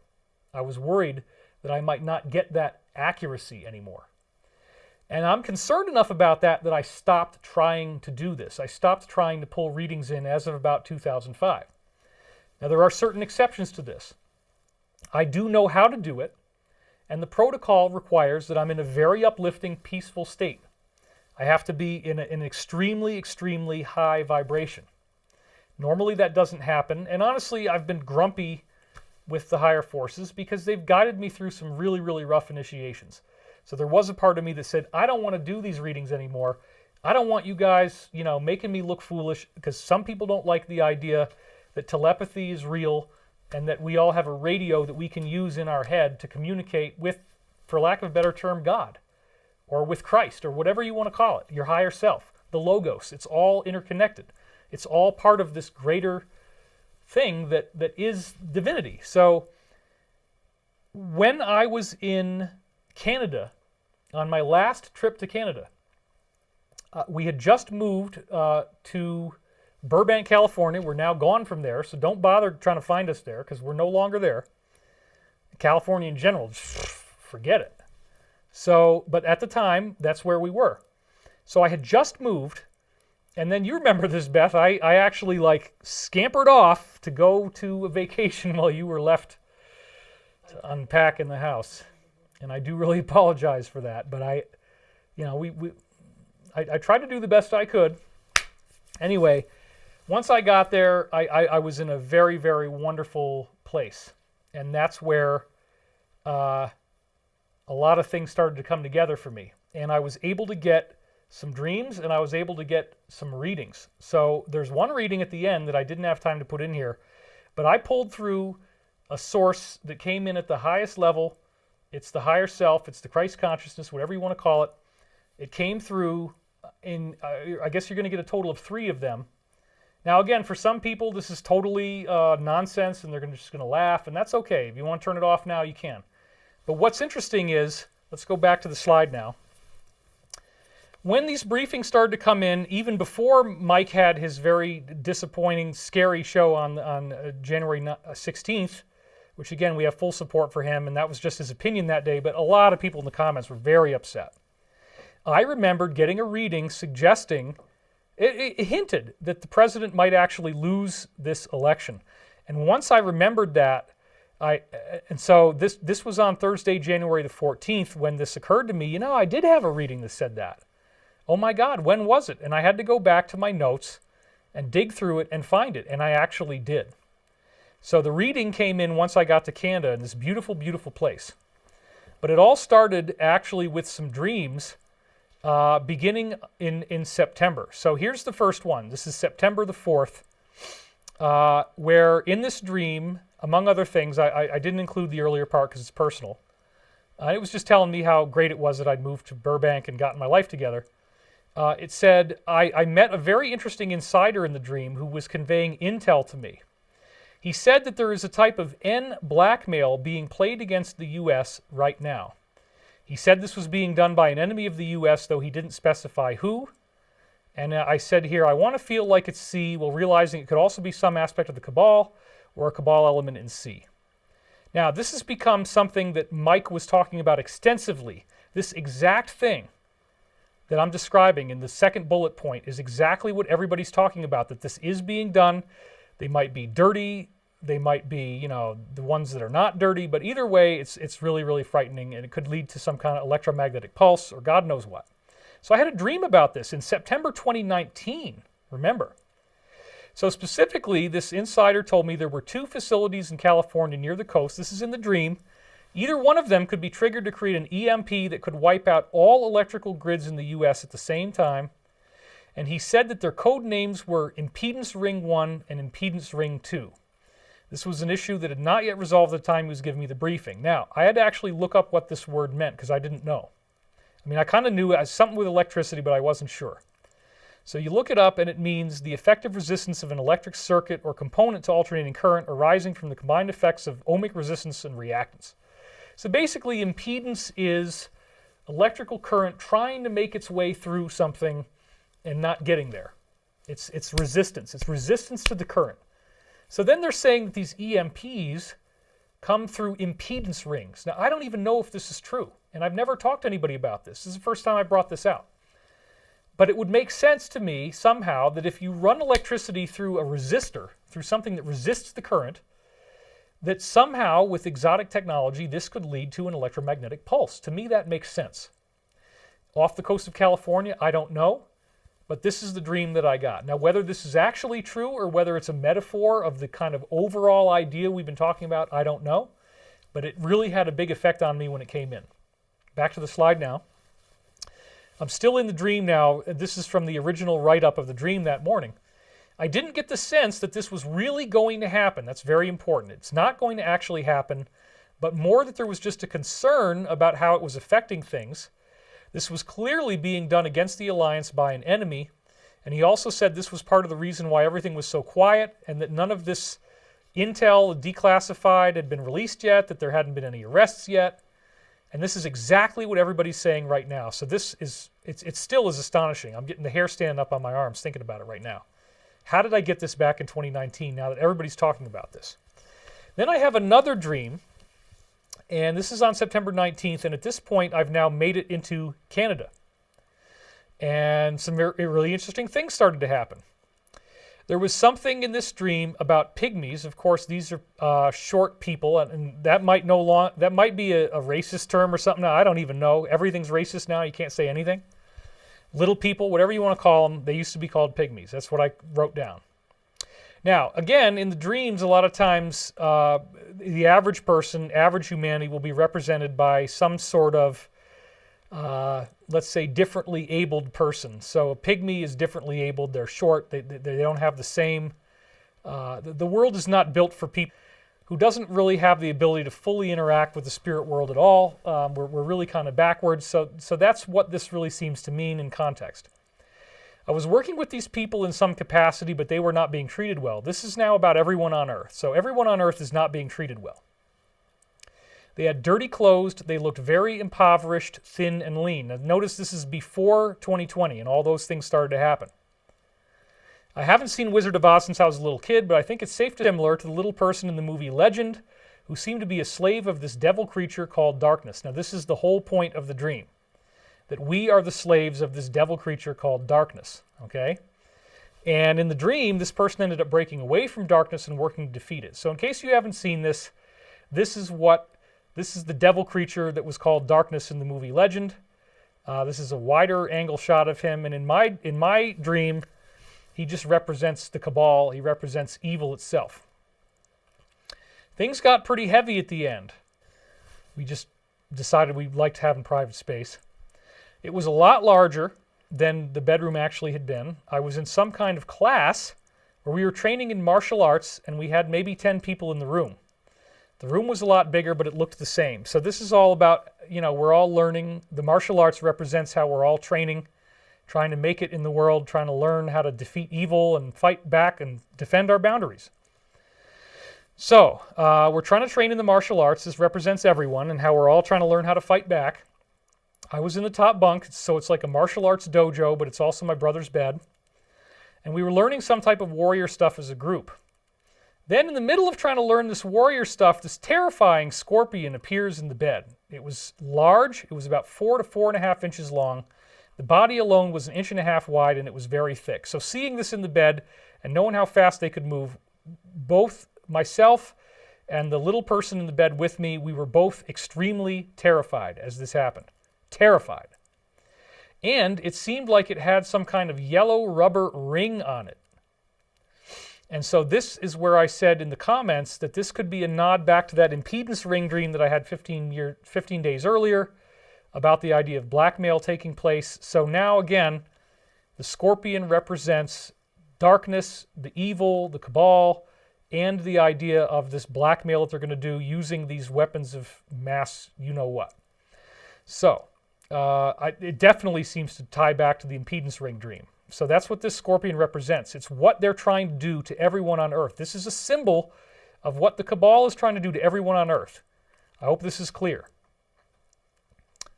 So then the scorpion tried to sting my friend while we were in the bed. I don't remember who this person was, but I felt close to him. It was just, we were just hanging out in the bed, looking down, watching the dojo, watching people train. And again, he was this character from Legend. As we saw the scorpion, we both were so terrified that we leaped out of the bed and we jumped into the air and we were falling through space, free falling, to try to get away from this scorpion. And so I jumped off the bed. I hurled myself off the bed in the dream and basically launched myself off of the bed. But the scorpion somehow stayed with me. It jumped as well, and it followed me down, trying to sting me on the way down. And this again is a symbol of everybody being chased by this thing, being chased by this evil, being chased by darkness on a global level, and we all have to take this leap of faith. We all have to jump into the unknown, but then this thing is following us. So the whole way down, we're actually being followed by this thing. And it appeared in the dream that the thing was actually going to sting me before I could hit the ground, but I felt that if it got close, I would bat it away. And I woke up as I was still falling in the air. Now, the first thing that occurred to me, which I actually say in the notes, is that this was a reference to a dream that I had about the president. And I've told you guys this dream before, and I still stand behind the reliability of this dream. In this dream, I was driving on a construction site. Somebody was building a large building, and I'm a passenger in the car with the president. It's just me and him. He said some very nice complimentary things to me in this case, and he told me that he was uniquely qualified to go after this DS because, in his words in the dream, he had experience with dark business. He had seen it. He became aware of what was going on. He understood what was going on. He didn't like it, and he wanted to fight against it. In the dream, he was telling me that everything was going to be okay, that the arrests were going to take place, and everything would be fine. And as a way of dramatizing this for me, the car that we're in, he drives it off of this cliff. He says, "Don't worry, everything's going to be fine." Then he drives off the cliff, and we're in this car, and I'm here with the president, and he's looking at me, and I'm looking at him, and my eyes are going like this. Not like that, but like this. And I'm screaming. Ah! And we're free falling through space, just like the scorpion is falling in the dream, you see. This is the tie-back. Dreams do tie-backs. And then we land, and we land on a big pile of garbage, and we're totally fine. And he just smiles at me. He's totally relaxed. He says, "See, I told you everything was going to be fine." I'm like, that was not cool, man. I didn't like that. Well, we had to go through it. Okay. So I've had this dream, and I think it's one of the most prophetic dreams I've had recently, that it's going to be okay. We're going to take this leap of faith, and we're going to be fine. We're going to have a soft landing.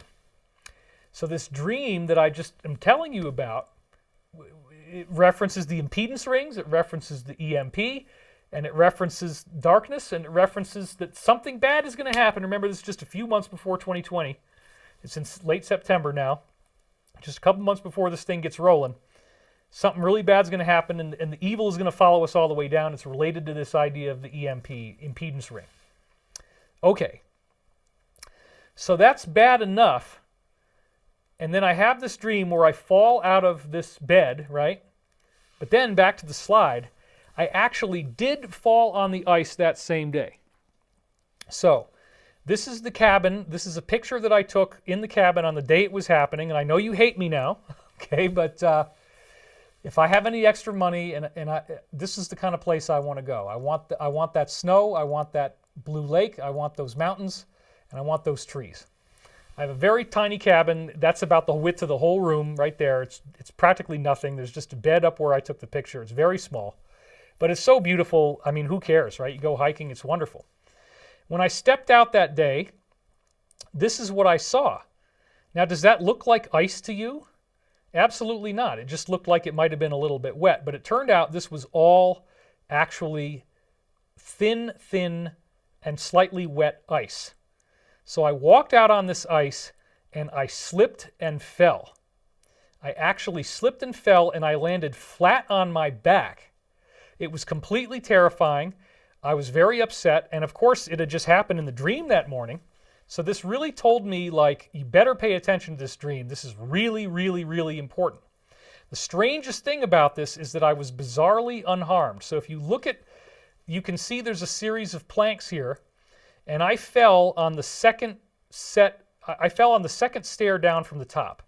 But I fell in a very strange way. I landed literally flat on my back.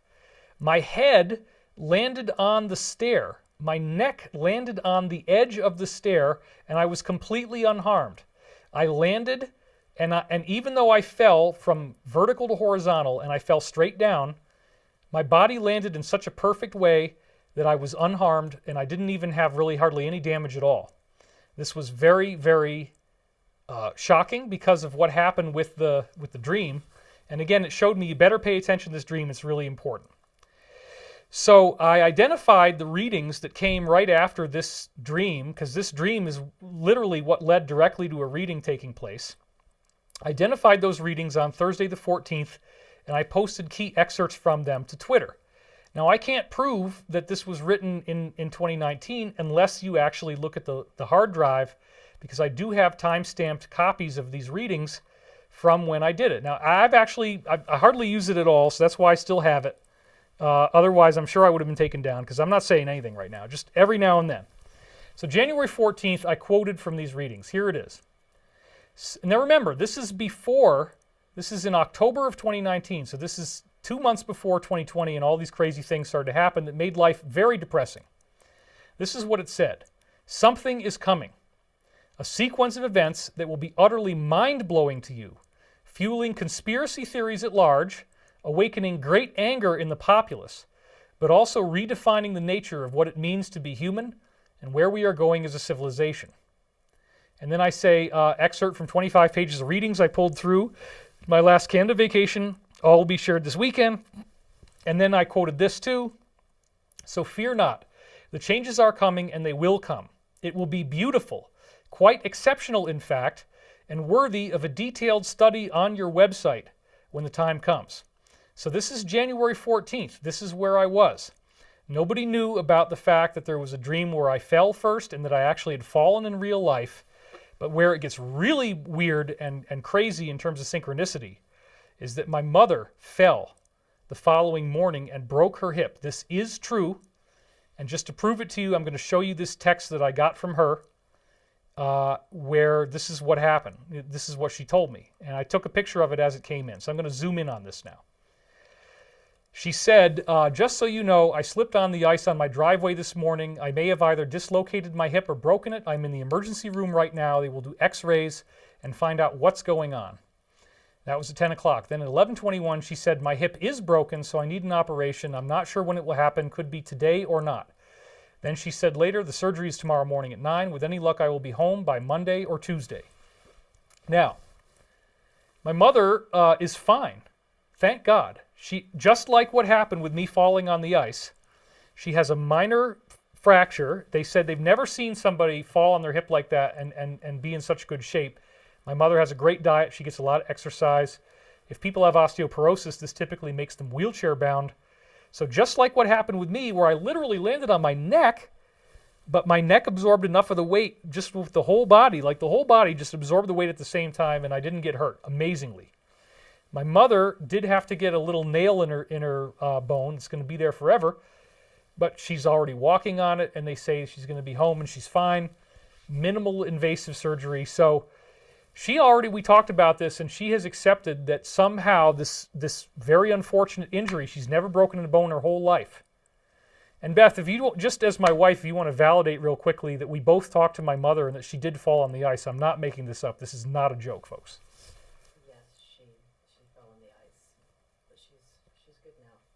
Got a good spirit. Right. So what I'm saying, folks, is that this is the kind of weird synchronicity where I fell and then my mother fell only after I made the tweet. It's extremely bizarre. And again, these kinds of things, when physical events take place, it tells me you better pay attention. This is really, really, really important. So that's what told me that the reading also came through at the right level and that we're supposed to hear it. I believe it underlined the reading because the dream that I had right before this reading comes in that you're about to hear describes me falling, and then as I'm doing this, my mother fell. And Elizabeth, we can also talk about, and cut to yourself on the camera angle this time, that on the day that my mother fell, what was I getting done here at the house? Don't forget to cut to yourself. I know. That's a trick question. What were you getting done? Rolfing. Tell them about the Rolfing. I guess we were getting Rolfing done. Okay, so if you're not going to cut to you're shy. I get it. It's did. okay. I'm cutting to myself. Oh, okay. Well, the red is still on me, but I guess that's because that one doesn't have Oh, it. maybe it is. Yeah. Oh, because. Yeah, there you go. Because. Okay, now you can talk to that them. button. Now they'll see you. So So do you remember that I was getting Rolfing done, and she was specifically boring in on my right hip, which is the same hip my mother injured? Yeah. Remember I She's told working you on that it both was her like, hips. because you know this, I've been having enormous progress in freeing up my right hip so I can use it. Yes. Okay, so that means that in addition to the impedance ring dream, the ring on the scorpion following me down, the scorpion symbolizing darkness, the planetary blackmail that's going on, that we're all being attacked by this thing, all of us are the person falling, right? That's what the dream means. Then I have to fall on the ice to underline that. Then my mother has to fall and break her hip so that we really know that we're paying attention after I tweeted about this. And again, that's not evil. This is just a way of using dramatic events to let us know this is very important and we need to pay attention. Just like that guy that did the video, and as I told you, I go there and I showed you this, 3,333 views and 333 subscribers. Again, suggesting this is all going to be fine. So with all that is build up, and now we're at 8:47, I don't have a whole lot of time left. This might go a little bit over 3 hours, and for that I do apologize.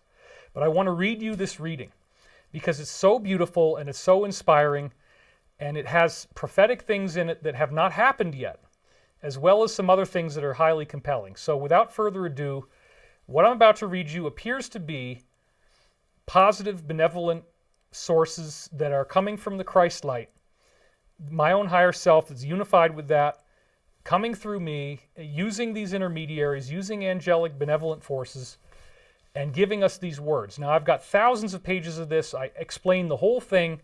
It's rare that I'm able to do one, but the beings are clear. I call it the beings, just for whatever, because there's more than one of them, and they are these tall whites or whatever. That's what they appear to be. What I've seen when their sources have predicted the future countless occasions. I had 500 clients, a 99% success rate.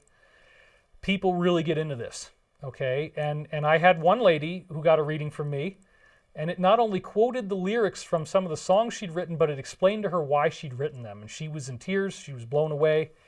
There's a lot of really great stuff in the book about this and how it happened. So I think, honestly, that I'm doing it about as well as anybody can right now. I don't know if there's anybody else who's really doing it like this, following the protocols of remote viewing, doing it in the way that's the most likely to succeed and get authentic results. There might be somebody else doing it. Please don't send me all this stuff. You know what? There's so many bad channelers, and there's so many people that aren't doing it well. It's not that interesting. You know, we've had to say this before, but like the Law of One, the Casey readings, the Seth books, and what I've brought together, and a few other things I mentioned in the book, that's really enough. We don't need tons and tons of channeling. And there's so much garbage out there that it flushes out the signal. So again, I hardly have done this since 2005, but when I was in Canada in this beautiful cabin, this is what came through from a very deep source. I'm going to read it to you now. And it's for everybody. It's not just for me. Now this is really strange because this was on September 19th, 2019, and it says the states have all aligned in your favor. This didn't make any sense at the time, so I actually put SP next to the word states because I didn't know if that spelling was right.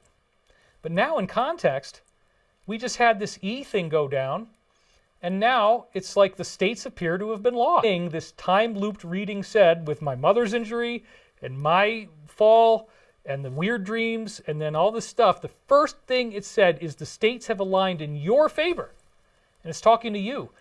And it's talking about this moment right now. I totally believe that this reading was meant to be unpacked right now. And I hadn't even remembered that I'd done this. Honestly, I just wrote all this down, and I went on with my vacation, and I said, oh, I should go back and look at that, and then I forgot about it. So now it's come up. The states have all aligned in your favor. That sure sounds like what's going on right now. Once we become aware of the new opportunities, we can no longer regard these situations as becoming more hostile in the extreme. And just leave it on this slide for a minute. I'm going to narrate over it. The current situation that we're in right now, in the time-looped moment that we're in, that my mother's injury shows us, and everything else going on, me getting that hip treatment, everybody's, the fear right now is that this is a very extremely hostile situation, but they're saying, wait a minute, the states have aligned in your favor, and there are new opportunities. So it's not more hostile in the extreme. That's a prophecy. We don't know if this is true yet, but that's what it's saying. You have always been able to perceive the helm and steer it in an unfortunate direction, will not be around much longer to abuse you. This is why we are here. The dream that they gave me, again, illustrates this in symbolic terms with a very dramatic message. But again, these people who take the helm and steer it in an unfortunate direction will not be around much longer to abuse you, and this is why we are here. These angelic, positive, benevolent ETs that we should all be happy about. We should all be happy they exist. They're making sure that nothing bad is going to happen to us. So this is the answer to the fear porn. We're going to be fine, everybody. We open up the doors of infinity and allow you to reflect upon the initiative that has been placed before us. For so long you have toiled and labored under the sun, not seeing the fruits of the vineyards for what they truly are. This is about to change. Now they give me a message here that I'm about to read to you. I really debated as to whether to include this or not, but I feel that I should. I feel it would kind of be a response of a celebrity in a way that does seem impossible right now, but is nonetheless ever achievable. So I can vibe into that because, think about it, if the stuff that I'm telling you is true, doesn't this become more important after it's proven correct? Wouldn't that lead to more public exposure? Yeah. So that's what I think it's this process once more, meaning the readings, which I don't think I've done another one since this came through. So they're talking to me now and hoping that I'll do more of these. So leave us a comment and tell me if you'd like me to do more readings, because I need some. He's crazy. He's an egomaniac. He's just doing it for money. I haven't done it. Come on. I've put my life on the line over and over again. I've talked about very contentious material. There's no hidden agenda here, except that I hope that we will all be okay and that we're going to become more spiritual, loving, forgiving, compassionate beings. Do not be afraid of what is coming. It will be very useful for us to have better access to you in this regard. They're again asking me to do more readings. I guess I really need to. So I'm going to have to start meditating and make sure I can get good reception. The stakes are rising, and there are indeed many different choices of how things could transpire within this environment. They're talking about right now. This is a time loop, and I show many time loops in the book that go right into the present of when I was writing the book. Resting on your laurels is not wise at this time. This is talking to everyone. Allow yourself to be of service in this regard, and you will be richly rewarded for what you have done. This again is asking me to do more readings. There are no previous opportunities that can compare to the beauty and the glory of what is unfolding before you now. By working together, meaning my and others like me working with these forces, these positive beings, we are allowing changes to happen in the world that are extremely benevolent and positive. We would like to see you stepping up to the challenge and allow yourself to be an instrument for these words at this most pivotal time in human history. Once again, they're asking me to do more readings. I guess I really do need to. We have agreed that the debts have been paid to your debtors, and the wherewithal to induce this positive change is indeed upon you now. I believe this means that we, as a planet, have paid off our karmic debt. We've been through enough negativity now that we can get these positive things to happen. We've paid out the karma. So this is for everyone. Now this is the line that made me wonder if it was saying that the president might not win the election in the second round. Because I remember when I saw this saying, uh-oh, that doesn't look good, because I know they like to tiptoe around and they don't really they're not always honest. So let's go back to the slide. Richmond, Virginia may be a place that is affected by the coming changes, but we fear not for the future as it is constantly changing. So Richmond, Virginia may be a place that is affected by the coming changes. Now, having done this for so many years, having had this happen so many times, that's the kind of indirect thing that they would say that makes me wonder if it's a prophecy about the loss of the election. But I didn't know anything else. And I did think about the states aligning in your favor. State sounds like an election. Okay, it could be something like that. Anyway, there's more to Richmond than we see. But let's get back to the slide here. So then it said, the flies are all moving in the opposite direction, and where they go is not predetermined. This is important because you will see real atrocities taking place as the prophecy unfolds. I've had a lot of time to think about the flies are moving in the opposite direction. And to me, what that suggests is like the idea of the earthquake, where the animals run when there's going to be an earthquake, right? And they're running and running and running. And even the insects, even the flies, are so afraid of whatever this is. It could be fire, could be smoke, could be bombs going off, who the heck knows what, but they're all flying in the opposite direction. That's the kind of hypnotic wording that the beings use all the time that normally I would never think of something like this. And that weird wording is typical of when you're doing it right and you're getting it from a deep level. So they said this is important because you'll see real atrocities taking place as the prophecy unfolds. And then they talk about Richmond, Virginia. Well, here we are in the time loop with 30,000 troops surrounding D.C., and Richmond is right near there. It's not immediately nearby, but it's close. The top of Virginia is right in the middle of the D.C. area. You can live in Virginia, you can live in Maryland, you can live in D.C., and they're all very close driving distance to each other. So that's really, really cool. So let's look a little bit more onto what's all about Richmond, Virginia, and how does it relate to the president? Well, I looked it up because I wanted to find out what are the connections the dream might be speaking about. Well, first of all, one of the last rallies before the election was in Richmond, Virginia, and it was absolutely massive, by the way. And then as I looked it up, sure enough, there's, 8,111 views. So there's the synchronicity again, or 6,000. I can't really see that, it's so small, but I can see the 111. That was cool. 911, there you go. So that's even better because it's like, it's got symbolic levels of 911. There you go. We love synchronicity. Okay, so then this is what happened when I typed it in on Google. And sure enough, just by typing it in and seeing what pops up, right in the middle, we have the news about the impeachment from January the 14th, V rollout update. All this came up when that's what I typed in. And Central Virginia members of Congress from Richmond obviously defended the votes to impeach. That's ridiculous because they're obviously not our friends. I don't feel friendly towards them. Let's just put it that way. Some people might. So sure enough, the Stop the S rally, the big one that he had that did so well, was also in Richmond. And look at the date. It's right around the time, right after the E had happened, November 6th, just 3 days later. This is when the rally took place, and it was massive. So then again, here it says it took place on the 8th, actually. It was announced on the 6th, and it's right there in Richmond. And the full rally. So this was pretty interesting because, again, it was talking about Richmond in a way where it said that there might be some problems there. And this is, again, seems to be talking about D.C. and the time loop that we're in now. Now, this is talking to everybody, okay, not just me. It is important not to lose your focus as these transmissions continue. Our connection with you will be strengthened and deepened, and this is indeed very useful. I do believe they're talking to you and not just me. You, because of this ascension we're all going through, you will be able to soar into heights that were never before attainable. And in light of what is happening to you now, this should be a cause for great excitement. Well, look at the third bullet point. You will be able to soar into heights that were never before attainable. This is a prophecy, I think, of the release of secret space program technology, anti-gravity. Heights that were never attainable means leaving the Earth, going to the moon, going to Mars. And this should be a cause for great excitement, right? Very, very exciting. The most that we offer is our very lives in service and in support of this mission.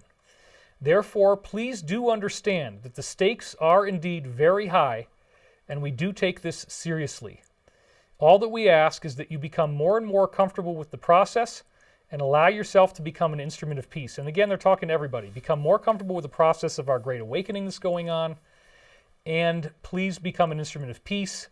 And they're also saying that they could lose their lives because, again, even though these beings apparently are, let's go back to a camera here, even though these beings are apparently divine, higher level, higher dimensional, higher density, whatever you want to call it, they're flesh and blood.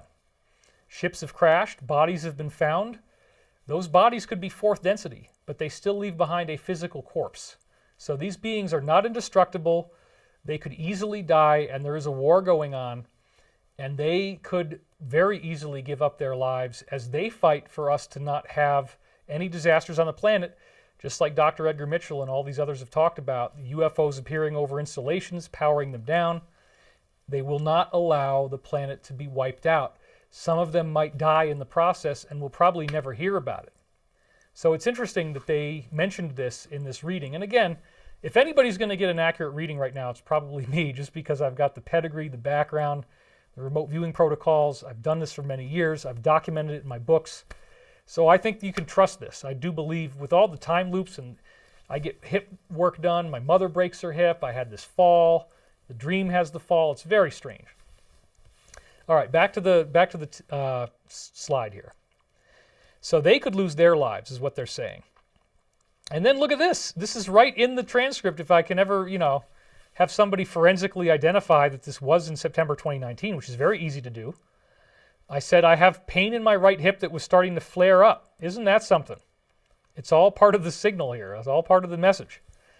And then I yawned and I said, let me see if I can move my left, having hip trouble at the same time. In fact, you couldn't even hardly walk after I went to Canada. You remember that? Yes. Of course you do. You were not happy that I left, but we've gotten over it. Okay, we appreciate your dedication to this cause and remind you that you are loved more than you could ever possibly imagine. Peace be with you in the light of everlasting love. This is a good start, and we take our leave of you now. Adonai and Amen. So right after I get the hip pain, they cut it off, because that was what was starting to interfere with the signal. You can't do this process if you got pain. So then another reading came in 2 days later. I'm still in this gorgeous, gorgeous place, and very high vibrations there. As I've talked about in the last book, Ascension Mysteries, some of the stuff was happening there. Look at this. Israeli intelligence agents will reveal very much in the coming months. Well, that's talking about coming from now. We have prepared you to receive transmissions like this because it is imperative that we have recoded message, and I believe it's talking about when we finally get to meet the other people who have been here on Earth all along, building pyramids, giving us ancient religions, teaching us about spirituality, and trying to get us not to kill each other. So the grand crowds coming to the party we're trying to prepare you for seems to be talking about the disclosure, the full disclosure where we get to meet ETs. And then this prophecy also says Israeli intelligence agents will give you much in the coming months. This has already started coming true, because you remember this slide? Israeli space official says ETs are already here, December 7th, 2020. We saw it on TMZ. ETs and Galactic Federation are real program. And then here on Daily Wire, which is from India, former head of Israel's space division, aliens are real, and T was on the verge of confirming. So here's the link to that. And you remember I read this through before, so we'll just do it again really quick. The former head of Israel's space program claimed the U.S. and Israeli governments are in touch with ETs and a galactic federation is already in existence. His name is Haim Eshed. He ran the Israeli space program, Haim Eshed. He said humanity isn't ready to make contact with the civilization, and he claims that the civilization had to intervene to prevent the president from blurting out their secrets. The 87-year-old made the comments to the Israeli newspaper Yediot Aharonot ahead of the publication of a new book entitled The Universe Beyond the Horizon, which deals with his claims about the existence of extraterrestrial intelligence. He says the aliens, they don't like that word because they're humans, so we'll just say the ETs. The ETs have asked not to announce that they are here because humanity is not ready yet. And I can totally buy that. We had to have the waiting for humanity to evolve and reach a stage where we will generally understand what space and spaceships are. I think we already do. There's loss in translation here, I believe, as I said before. There is an agreement between the U.S. government and the ETs They signed a contract with us to do experiments here, so that would probably be the negative ones. But there's also good guy ETs as well, so please don't get confused. He explained the ETs have a base on Mars. Whoa, that's what we've been talking about for so many years. I had an insider tell me this back in 2007. That was Henry. Calm down first.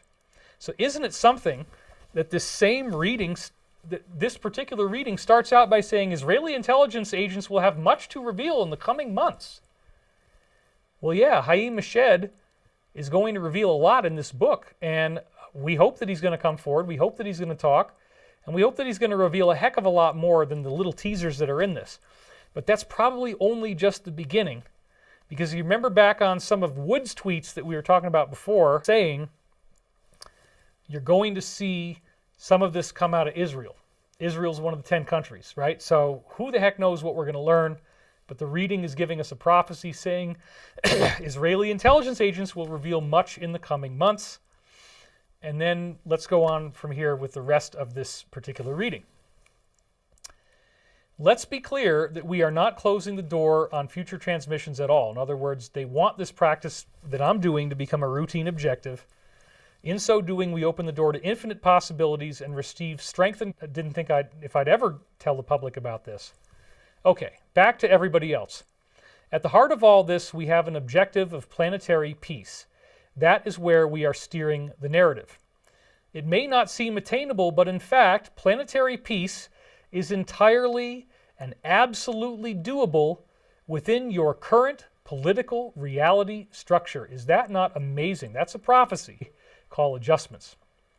But this planetary peace is entirely and absolutely doable in the current political reality structure. That's pretty amazing. The press ought to mind its own business when it comes to war. By slinging these arrows, it undermines public goodwill, and it's making craven attempts to change how we the people think, such as by censorship. This is very current, isn't it? This is not advice. It's starting to happen, but I think it's going to go much, much, much farther based on what they're saying.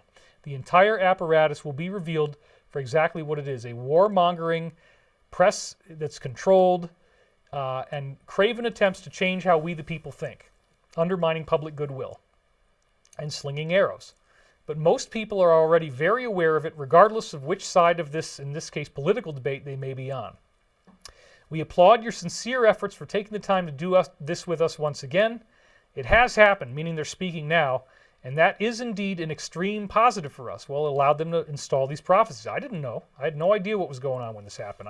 I didn't remember any of these words. I had to listen to the recording and transcribe it. And after I transcribed it, that's the first time I heard it, is when I went back and read it. Because I can't listen to it while I write them down, but I try not to track it or analyze it because I don't want to train on the sound of my voice where I'm listening to it and understanding it. I want the sound of my voice to be something I'm not paying attention to.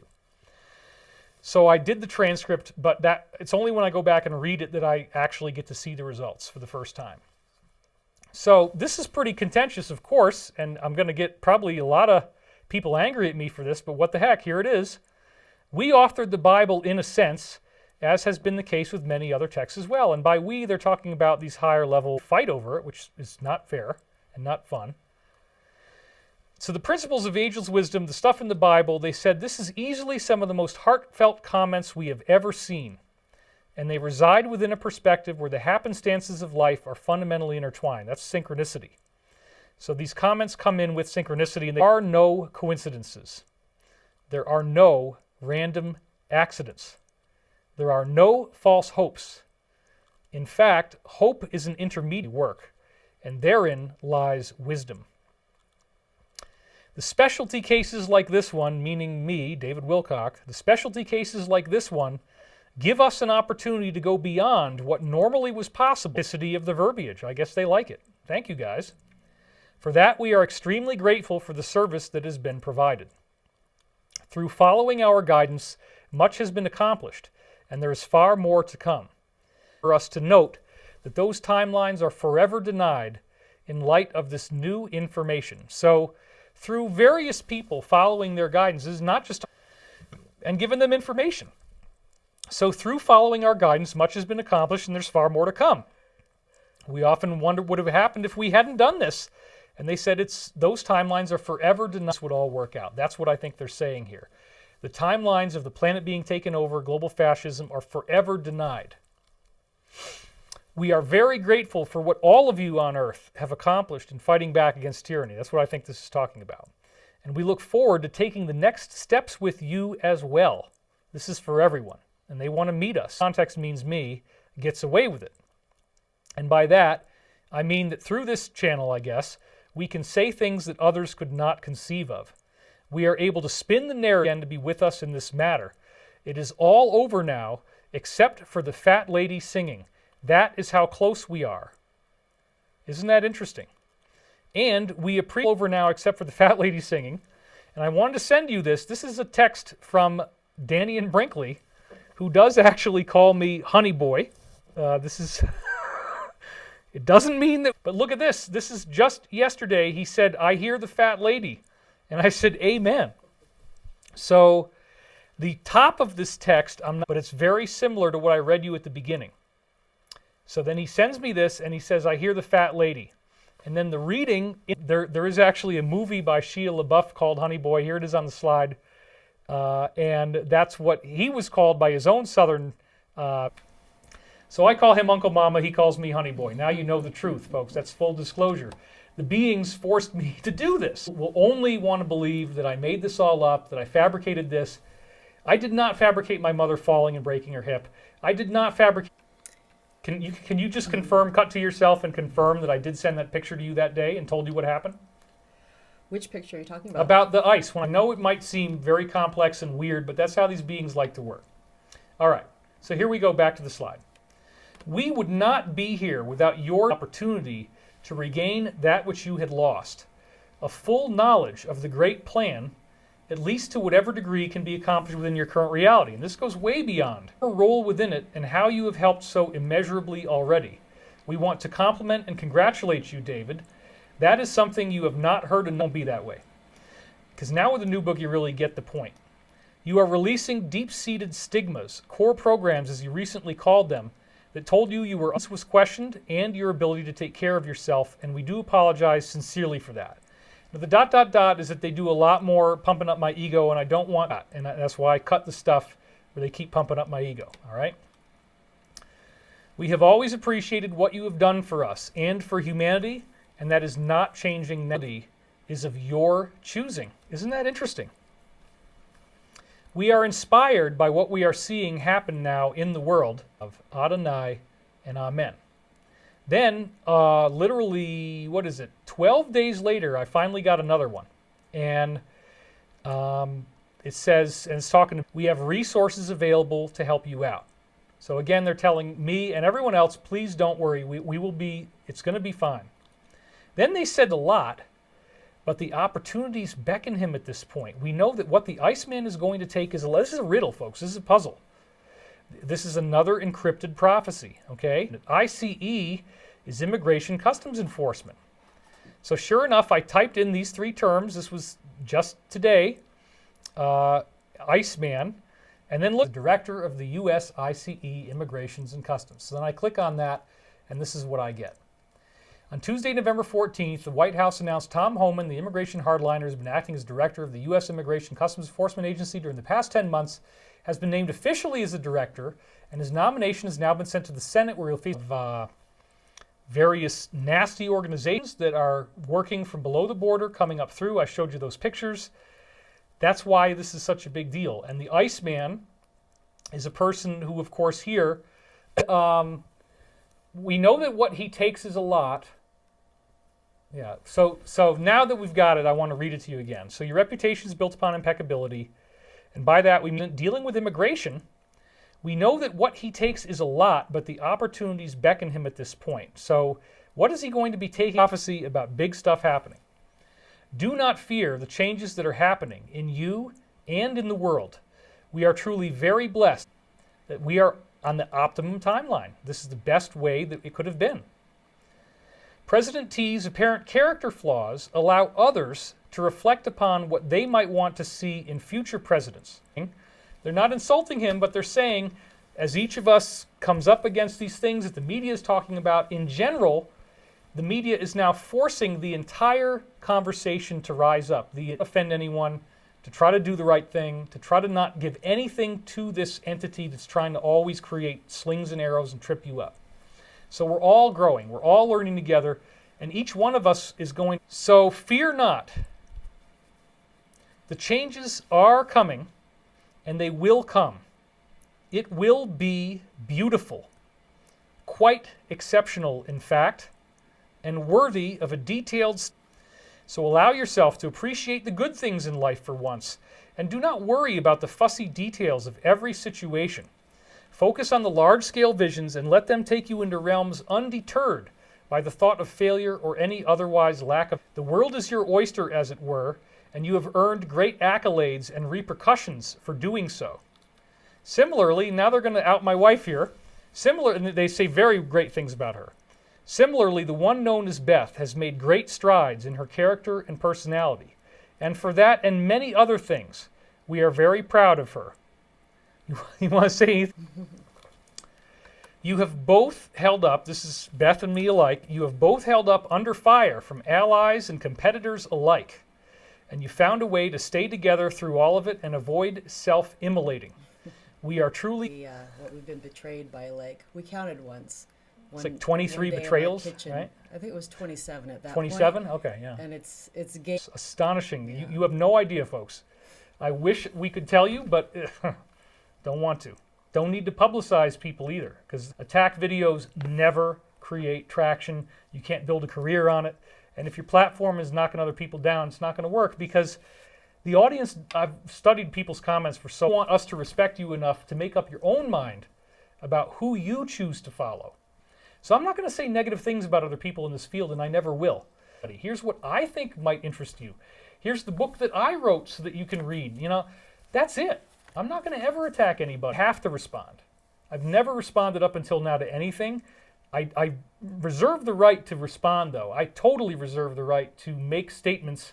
Cheated on anybody, I never stole anything, whatever. It's so stupid. Anyway, let's go back to the reading. Enough about me. We can only we've been doing launches all year. Very intense work. In order to better secure the appropriate consciousness to enact the changes that we are seeing come. So if you're working constantly, if you're always busy, this is something they mentioned in the Law of One, that if you are in a state they call busyness all the time, you will not be receptive. Voice of the galactic creator, whatever you want to call it. To tune into that voice, you need to slow down, you need to ground, and you need to have some. So please, Mike, at some point, like, take some time for yourself, man, because, you know, we need to all do that. So let's go on. You have all that you need to move forward, both of you. And then look at this. Pete again, and it did not stick again. And that just happened. So this is impressive. I did not know this was going to be in here. These are exciting things based on the context. They tell us to be excited. So please be patient. Remember that you are not alone. And we think really that bad. And the gold diggers are weeded out as much as is possible. And here they're talking about the DS, the cabal, the elite. And that's exactly what's happening. And they talked about impeachment. So you can see where this is all going. The gold diggers are not referring to the president. Not at all. Just the opposite. Exactly the opposite. That presence of mind comes the opportunity for real change within yourself and in the world at large. So open up your mind to the fractals of consciousness that exist within and emanate from the open heart, the gentle touch, and the considerate approach. Patience, respect, humility tools, you again will have the opportunity to enact highly positive changes in the world. Look no further than within to find the next step, and the next step, and the next step. It takes a great deal of stamina and persistence to approach this work, which means just studying the things I'm telling you guys now, without being consumed by it. That's for anyone. And you are appreciative of all that has transpired and your own role within said transformation. We are truly blessed to have both of you working on our team and listening for these answers as they are now being given. We do not in any way intend for you to lower your guard or stop producing anything when they said, please be less busy. What we are saying instead is that this is your moment. Both of you have been through elaborate preparatory stages. By staying true to the course that lies before you now and doing the simple works to enact those changes, you will be quite surprised by the variety and veracity of those opportunities that then come to pass. And again, I believe they're talking to everybody, all of our audience. Look inward and see the reflection of what is possible when you break the boundaries of your own limitations. You are on a train of revolutionary change. Oh my God, the country's going to fall. Oh my God, it's global fascism. Oh my God, it's tyranny. They're using all these time loops and synchronicities to tell us, no, you're going to be fine. Everything's fine, folks. Because some of these words talk about things that haven't happened yet. So it is prophetic. If it comes true, we're going to get to find out. But they're very confident. So do not fear the vagaries of your day-to-day existence. Conspiracy theories at large, awakening great anger in the populace, but also redefining the nature of what it means to be human and where we are going as a civilization. So that was one of the ones that was such a summary statement. Whoop, my hair's getting all crazy now. That, right? She injured her hip on Friday the 15th. I tweeted this on the 14th. So that again documents it in advance. So this really seems to be like a catch-all of what's going on right now. It will be a sequence of events that will be utterly mind-blowing. That's what we're expecting is about to happen. They will fuel conspiracy theories. They will awaken great anger in the populace, but they will redefine the... I want you personally involved in this, David and Beth, for reasons yet to be disclosed to you. There are certain rules in place that we cannot break, and for that I am sorry. Just know that you are loved more than you can ever possibly imagine, and this does not in any way preclude us from taking you to the next level of this mission. Now, I admit, I do not know what this means. I do not know what they say. And earlier they said you're going to get to be a lot more public than you are now. And I don't know if that's really good, but I guess if this is what we have to do to help the planet evolve, then so be it.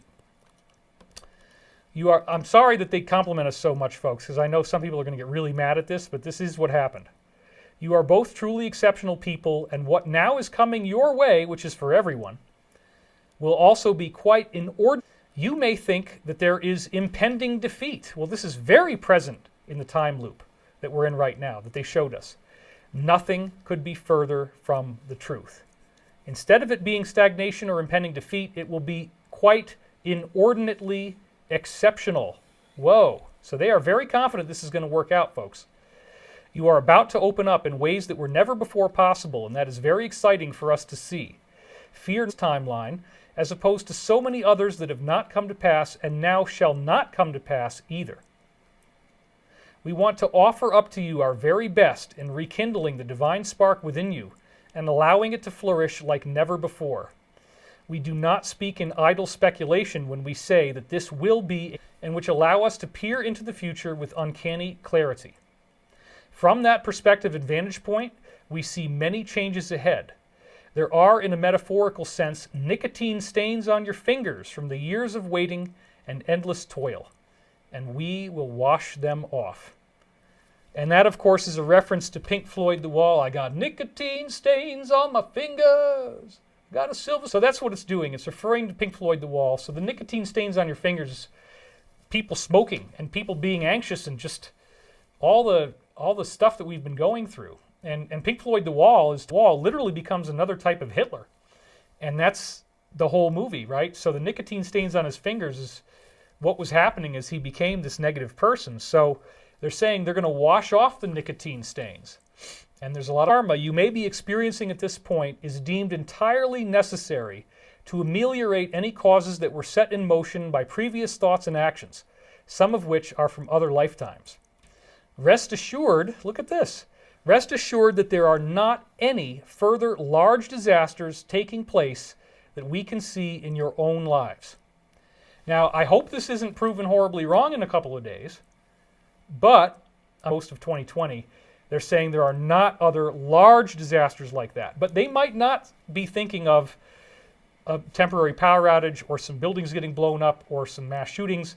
That's not what they're defining as a large disaster. There's definitely going to be, I think there's going to be some stuff that goes down, even if it's just the people getting arrested and the process that involves, but not the global stuff. That's what they're saying. And so this is again a problem of the major hurdles. This is for us as a planet. So they're saying.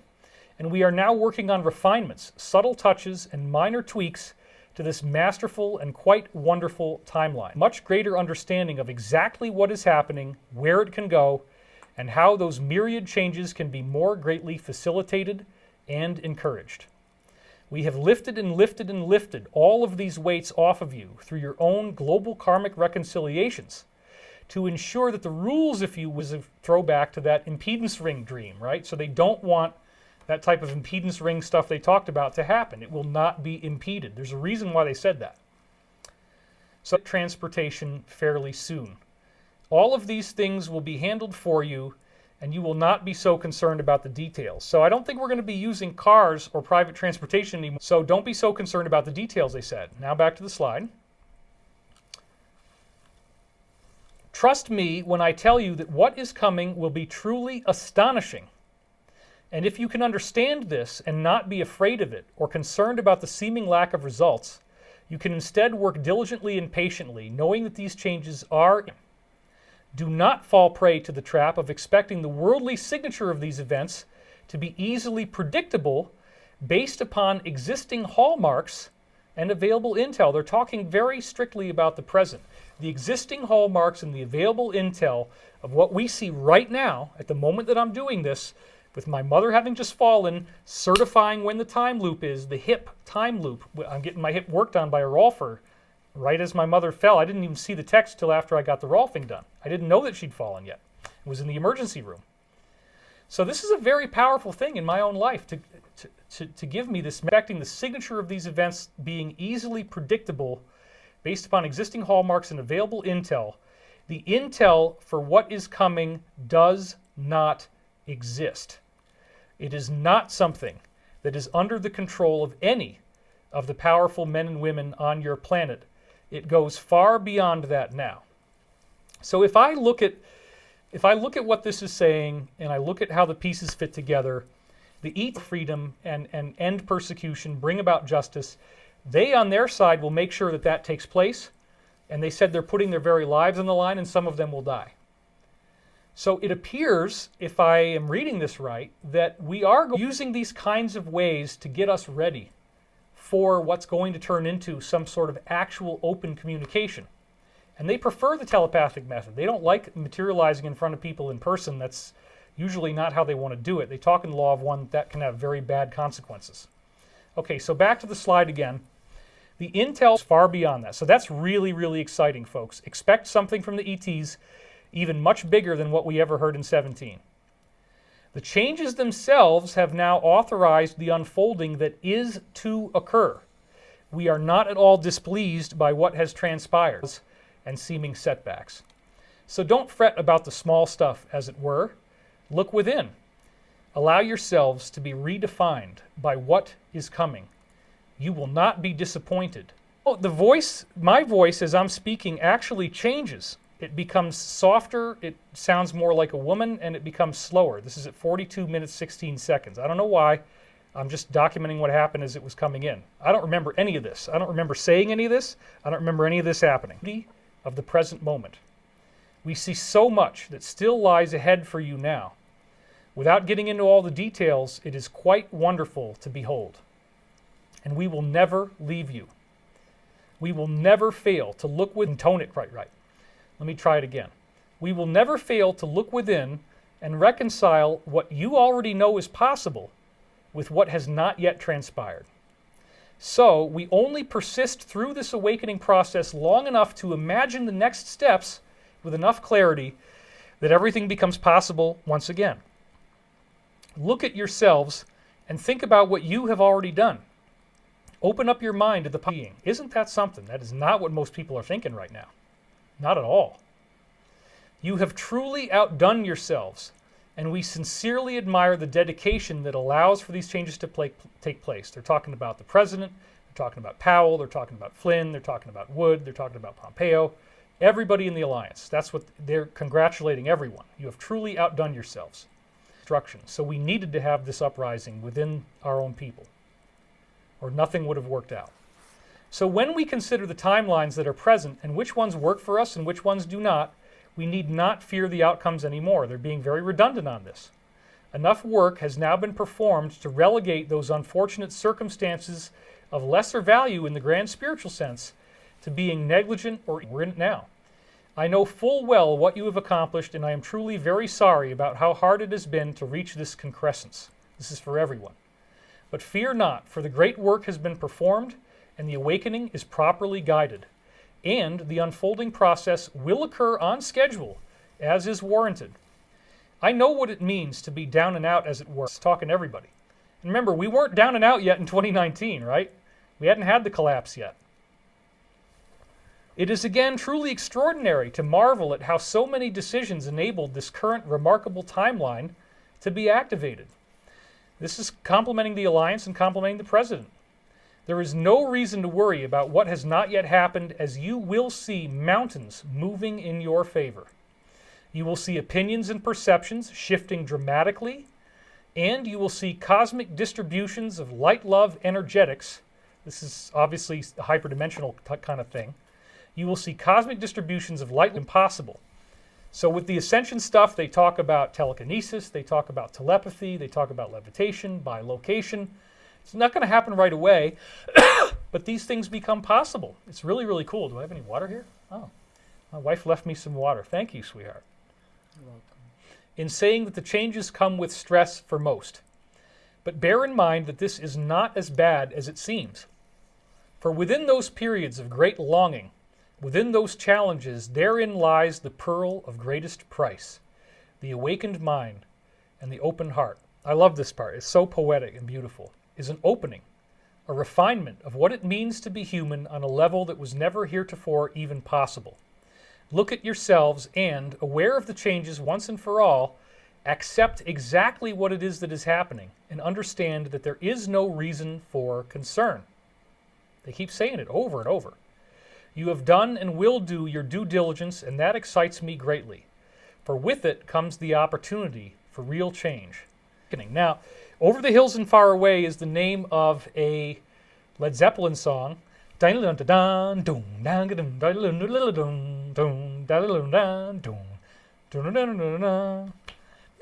our love many times. Best Led Zeppelin songs.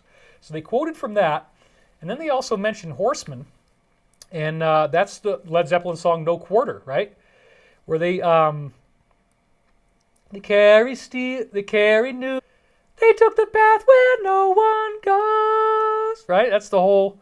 And they're talking about the Four Horsemen. So I don't know why they reference Led Zeppelin here, but the Four Horsemen are a symbol of death, and maybe there's some clues in the lyrics to...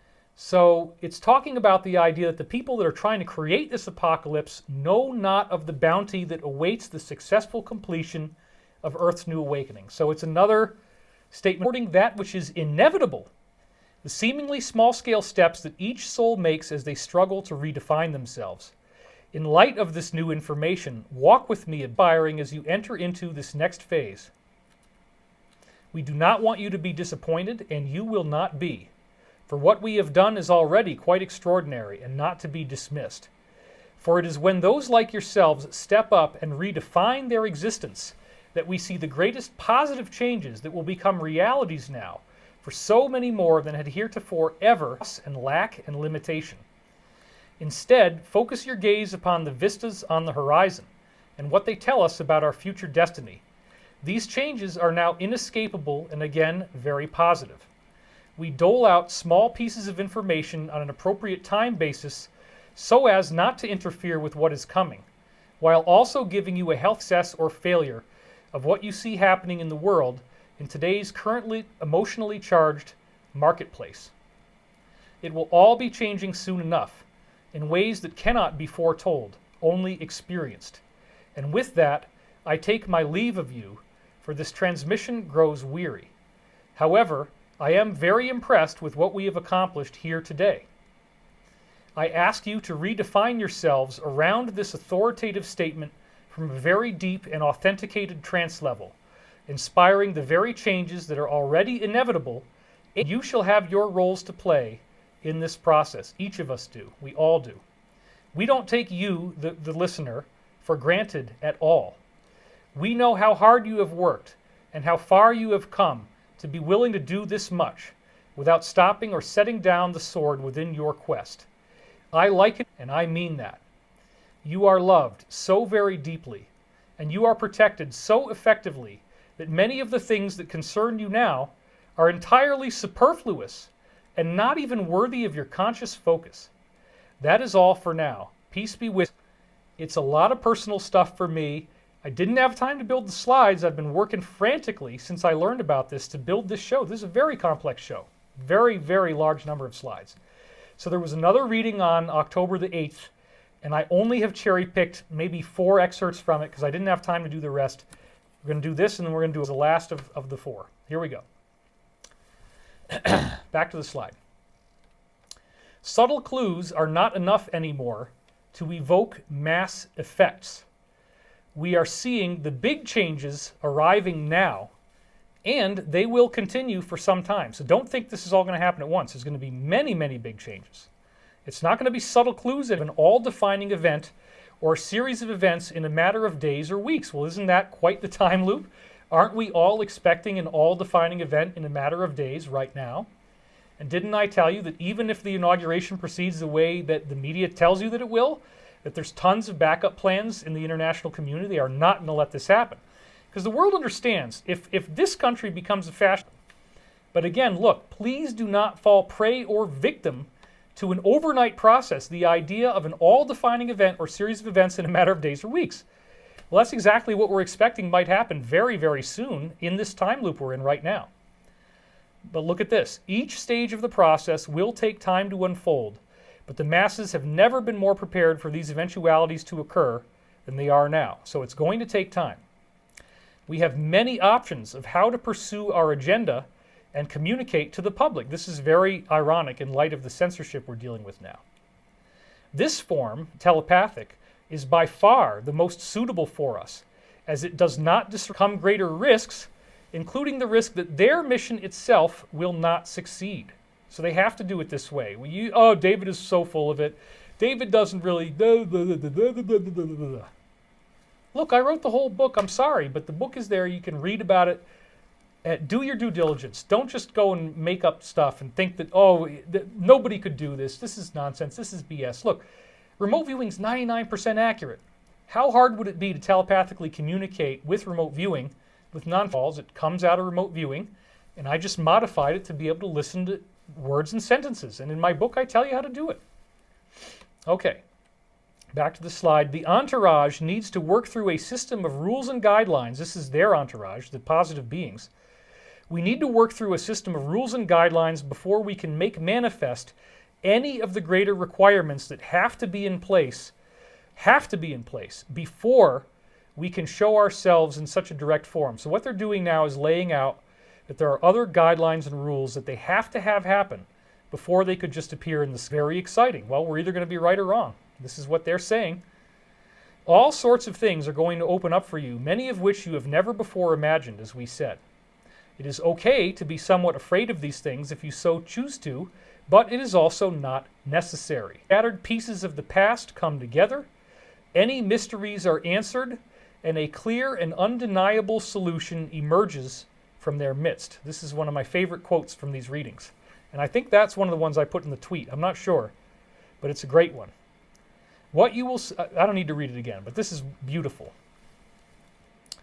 It is wonderful to watch this transition come fully into view and to investigate the changes that may and will occur and how they iterate into the lives of the so-called everyday person. All right, folks, we are up to our meditation. So Beth has some cool cameras that we put in. One more thing before we get to the meditation. This could be the last one. I mean, I'm amazed that it hasn't already happened, given the kind of stuff I'm putting out. So please, please, please, go to dwilcock.com, dwilcock.com. And if you haven't already gotten on my email list, please put your email list in there. We all have to have a way to communicate. I don't want to lose you. I don't want you to lose me. I want you to know where I'm going, and I want you to know what I'm doing. So there's lots of options, and I will definitely keep doing this no matter what. Please go to dwilcock.com, sign up today, and get on the email list. And you don't have to do it right this second. Let's do it after the meditation. But after the meditation, please go over, type in dwilcock.com, and get on the list. We really, really need you. I have no idea what's coming next, because right now it looks really, really crazy. These readings are incredibly optimistic and positive. I probably wouldn't have been this positive myself or this optimistic myself, but I'm sharing with you the data that I actually received. So when you look at all the things that are going on, this massive military buildup all over the country, people are not being able to get in and out of DC without authenticating themselves, power outages in Italy, power outages in Germany, power outages in Pakistan, etc., etc., etc., etc. This is very exciting, and it really looks like some crazy, crazy, wonderful stuff is about to happen. But they also said don't get hung up on it all happening in 1 or 2 days.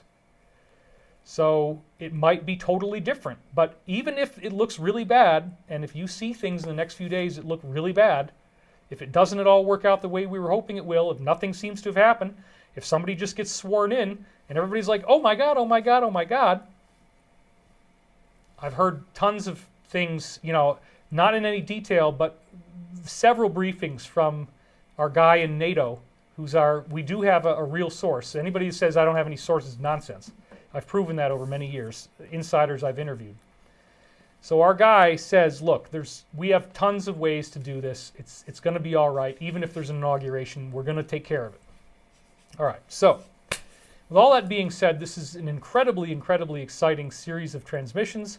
She just told me we have 13,500 people live. That is more than double. It is double the amount that we need to create a 72% reduction in crime, war, terrorism, fatalities worldwide. That's the amazing thing about global meditations. They really do work. So please don't sign off yet. I'm only going to stay with you for a couple more minutes here. I see it's 10, 11, 11 to 12. It's midnight on the East Coast. I'm sorry about that. I had to get through all these readings. It was very important I read all of it, as I'm sure you can see. So without further ado, let's go into our meditation now. So I'd like you to close your eyes and put both feet flat on the floor and take a nice deep breath and just let it go. Feeling so much peace, so much tranquility. The faith, perhaps, in the process working out. The truth, the trust, the knowingness that things will be okay, that we are going to be okay, that this will all be okay, that there are higher benevolent forces with our best interests in mind, looking over this planet, making sure that all is as it needs to be, engendering a mass awakening. Maybe this isn't all doom and gloom. Maybe there is a silver lining. Maybe this is more fantastic than we would have ever dared to believe. Maybe our lives are going to change so much more than we would have ever thought possible, so much faster than we would have ever thought possible. To really, really know that we are protected, that we are safe, that we will be okay, to affirm it, to decree it, to acknowledge that this is the way of the universe, to breathe in and affirm that you are breathing in love, you are breathing in light, you are breathing in peace. And as you exhale light, you exhale love, you exhale peace. Feeling that connection to the identity that the whole entire universe is made from.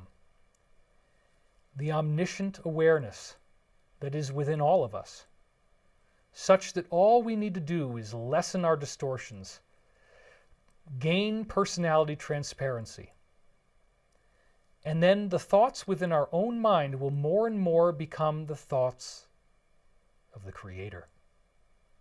And it is at this point that we seek to become messengers of the Creator. We seek to share with others the love, the peace, the joy, the harmony, the everlasting happiness, knowing that we cannot die, that we will always exist, that life on earth is a school, and that we learn various principles through experiencing and making mistakes. We are so grateful for the joy that is around us, for the excitement within planet Earth as this new awakening is about to dawn, as everyone on Earth is learning the truth about the hidden worlds that were kept from them, about the forbidden technologies that may yet soon be released, and about the rejuvenation of our financial system, our infrastructure, our world, our environment, our ecology.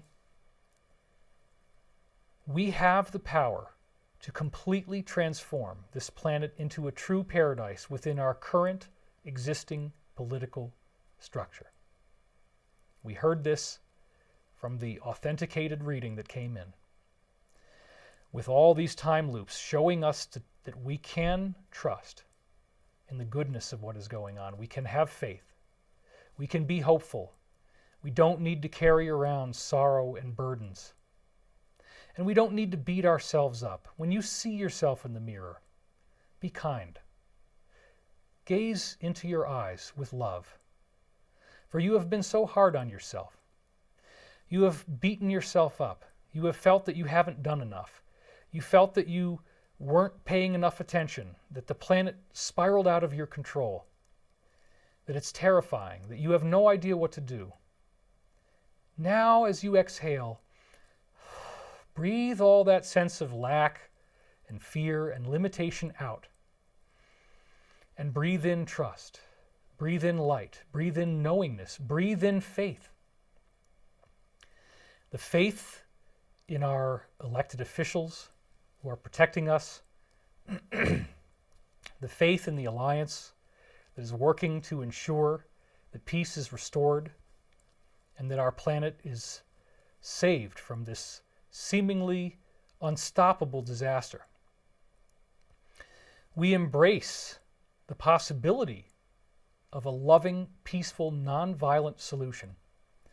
We embrace the possibility of seeing these videos airing on television, however it happens, or hearing the audio. The incredible, incredible civilization-defining events that may happen in the future. And either way, we trust that by simply breathing and being so deeply relaxed, we can send this energy to those who protect us, to the brave men and women in uniform, to our forefathers who fought in the American Revolutionary War, the War of 1812, the Civil War, World War I, World War II, Korea, Vietnam, Iraq, Afghanistan, Somalia, so many others.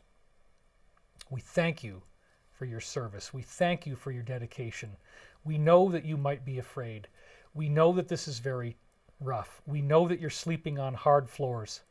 And the MyPillow CEO is donating pillows to you so you can be more comfortable.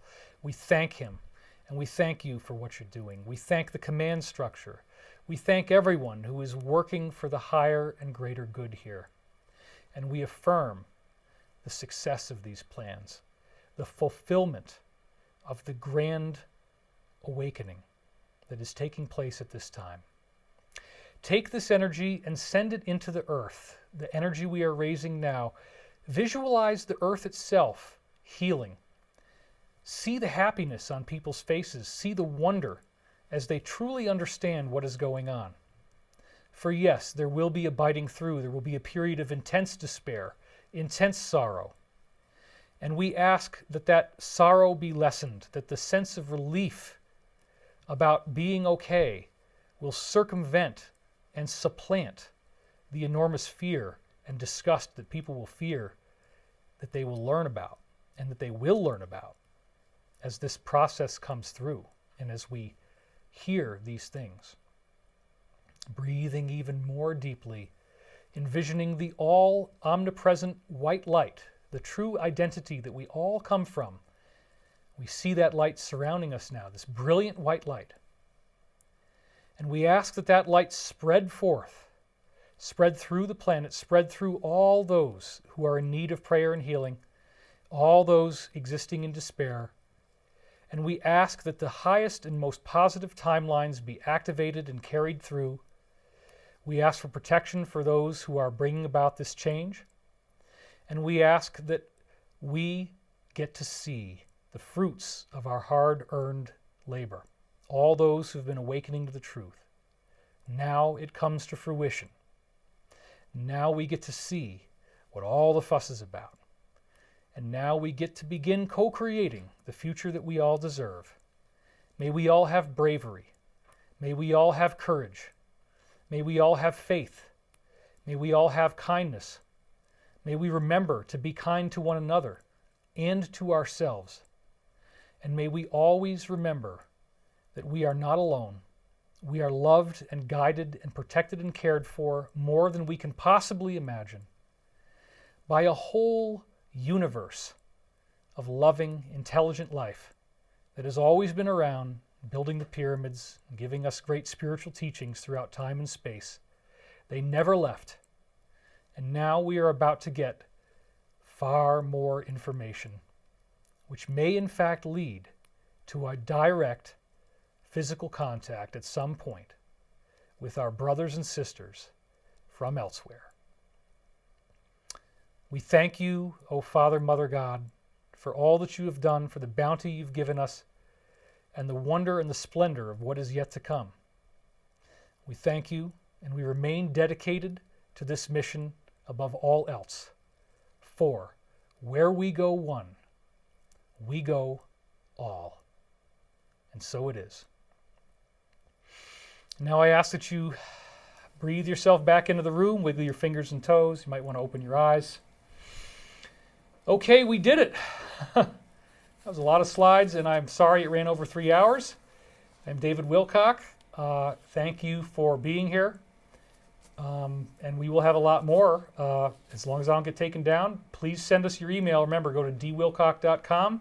Pop in that email address. If I end up on Rumble or wherever the heck I go, you can be there with us. So thank you. Elizabeth, do you have any last words for anybody you'd like to say? There is Cut to yeah. a really wonderful saying that I just would like to read from this book here, which is called The Art of Peace by one of my favorite people, Morihei Ueshiba, the founder of Aikido. All right. And it's a wonderful book. I suggest anybody who loves peace to read it, because he was also a true warrior. The art of peace begins with you. Work on yourself and your appointed task in the art of peace. Everyone has a spirit that can be refined, a body that can be trained in some manner, a suitable path to follow. You are here for no other purpose than to realize your inner divinity and manifest your inner enlightenment. Foster peace in your own life and then apply the art to all that you encounter. So may we remember to foster peace within ourselves, take care of ourselves, train, and spread that to others. Thank you for being here. David? All right. That's it. And I am very, very excited about what is going on. I will not leave you. I will not abandon you. I've cleared my schedule. There's nothing else going on. So whatever the heck is going down, I will be here with you, and we're going to go through this together. Thank you for watching. I'm David Wilcock, and we'll see you next time.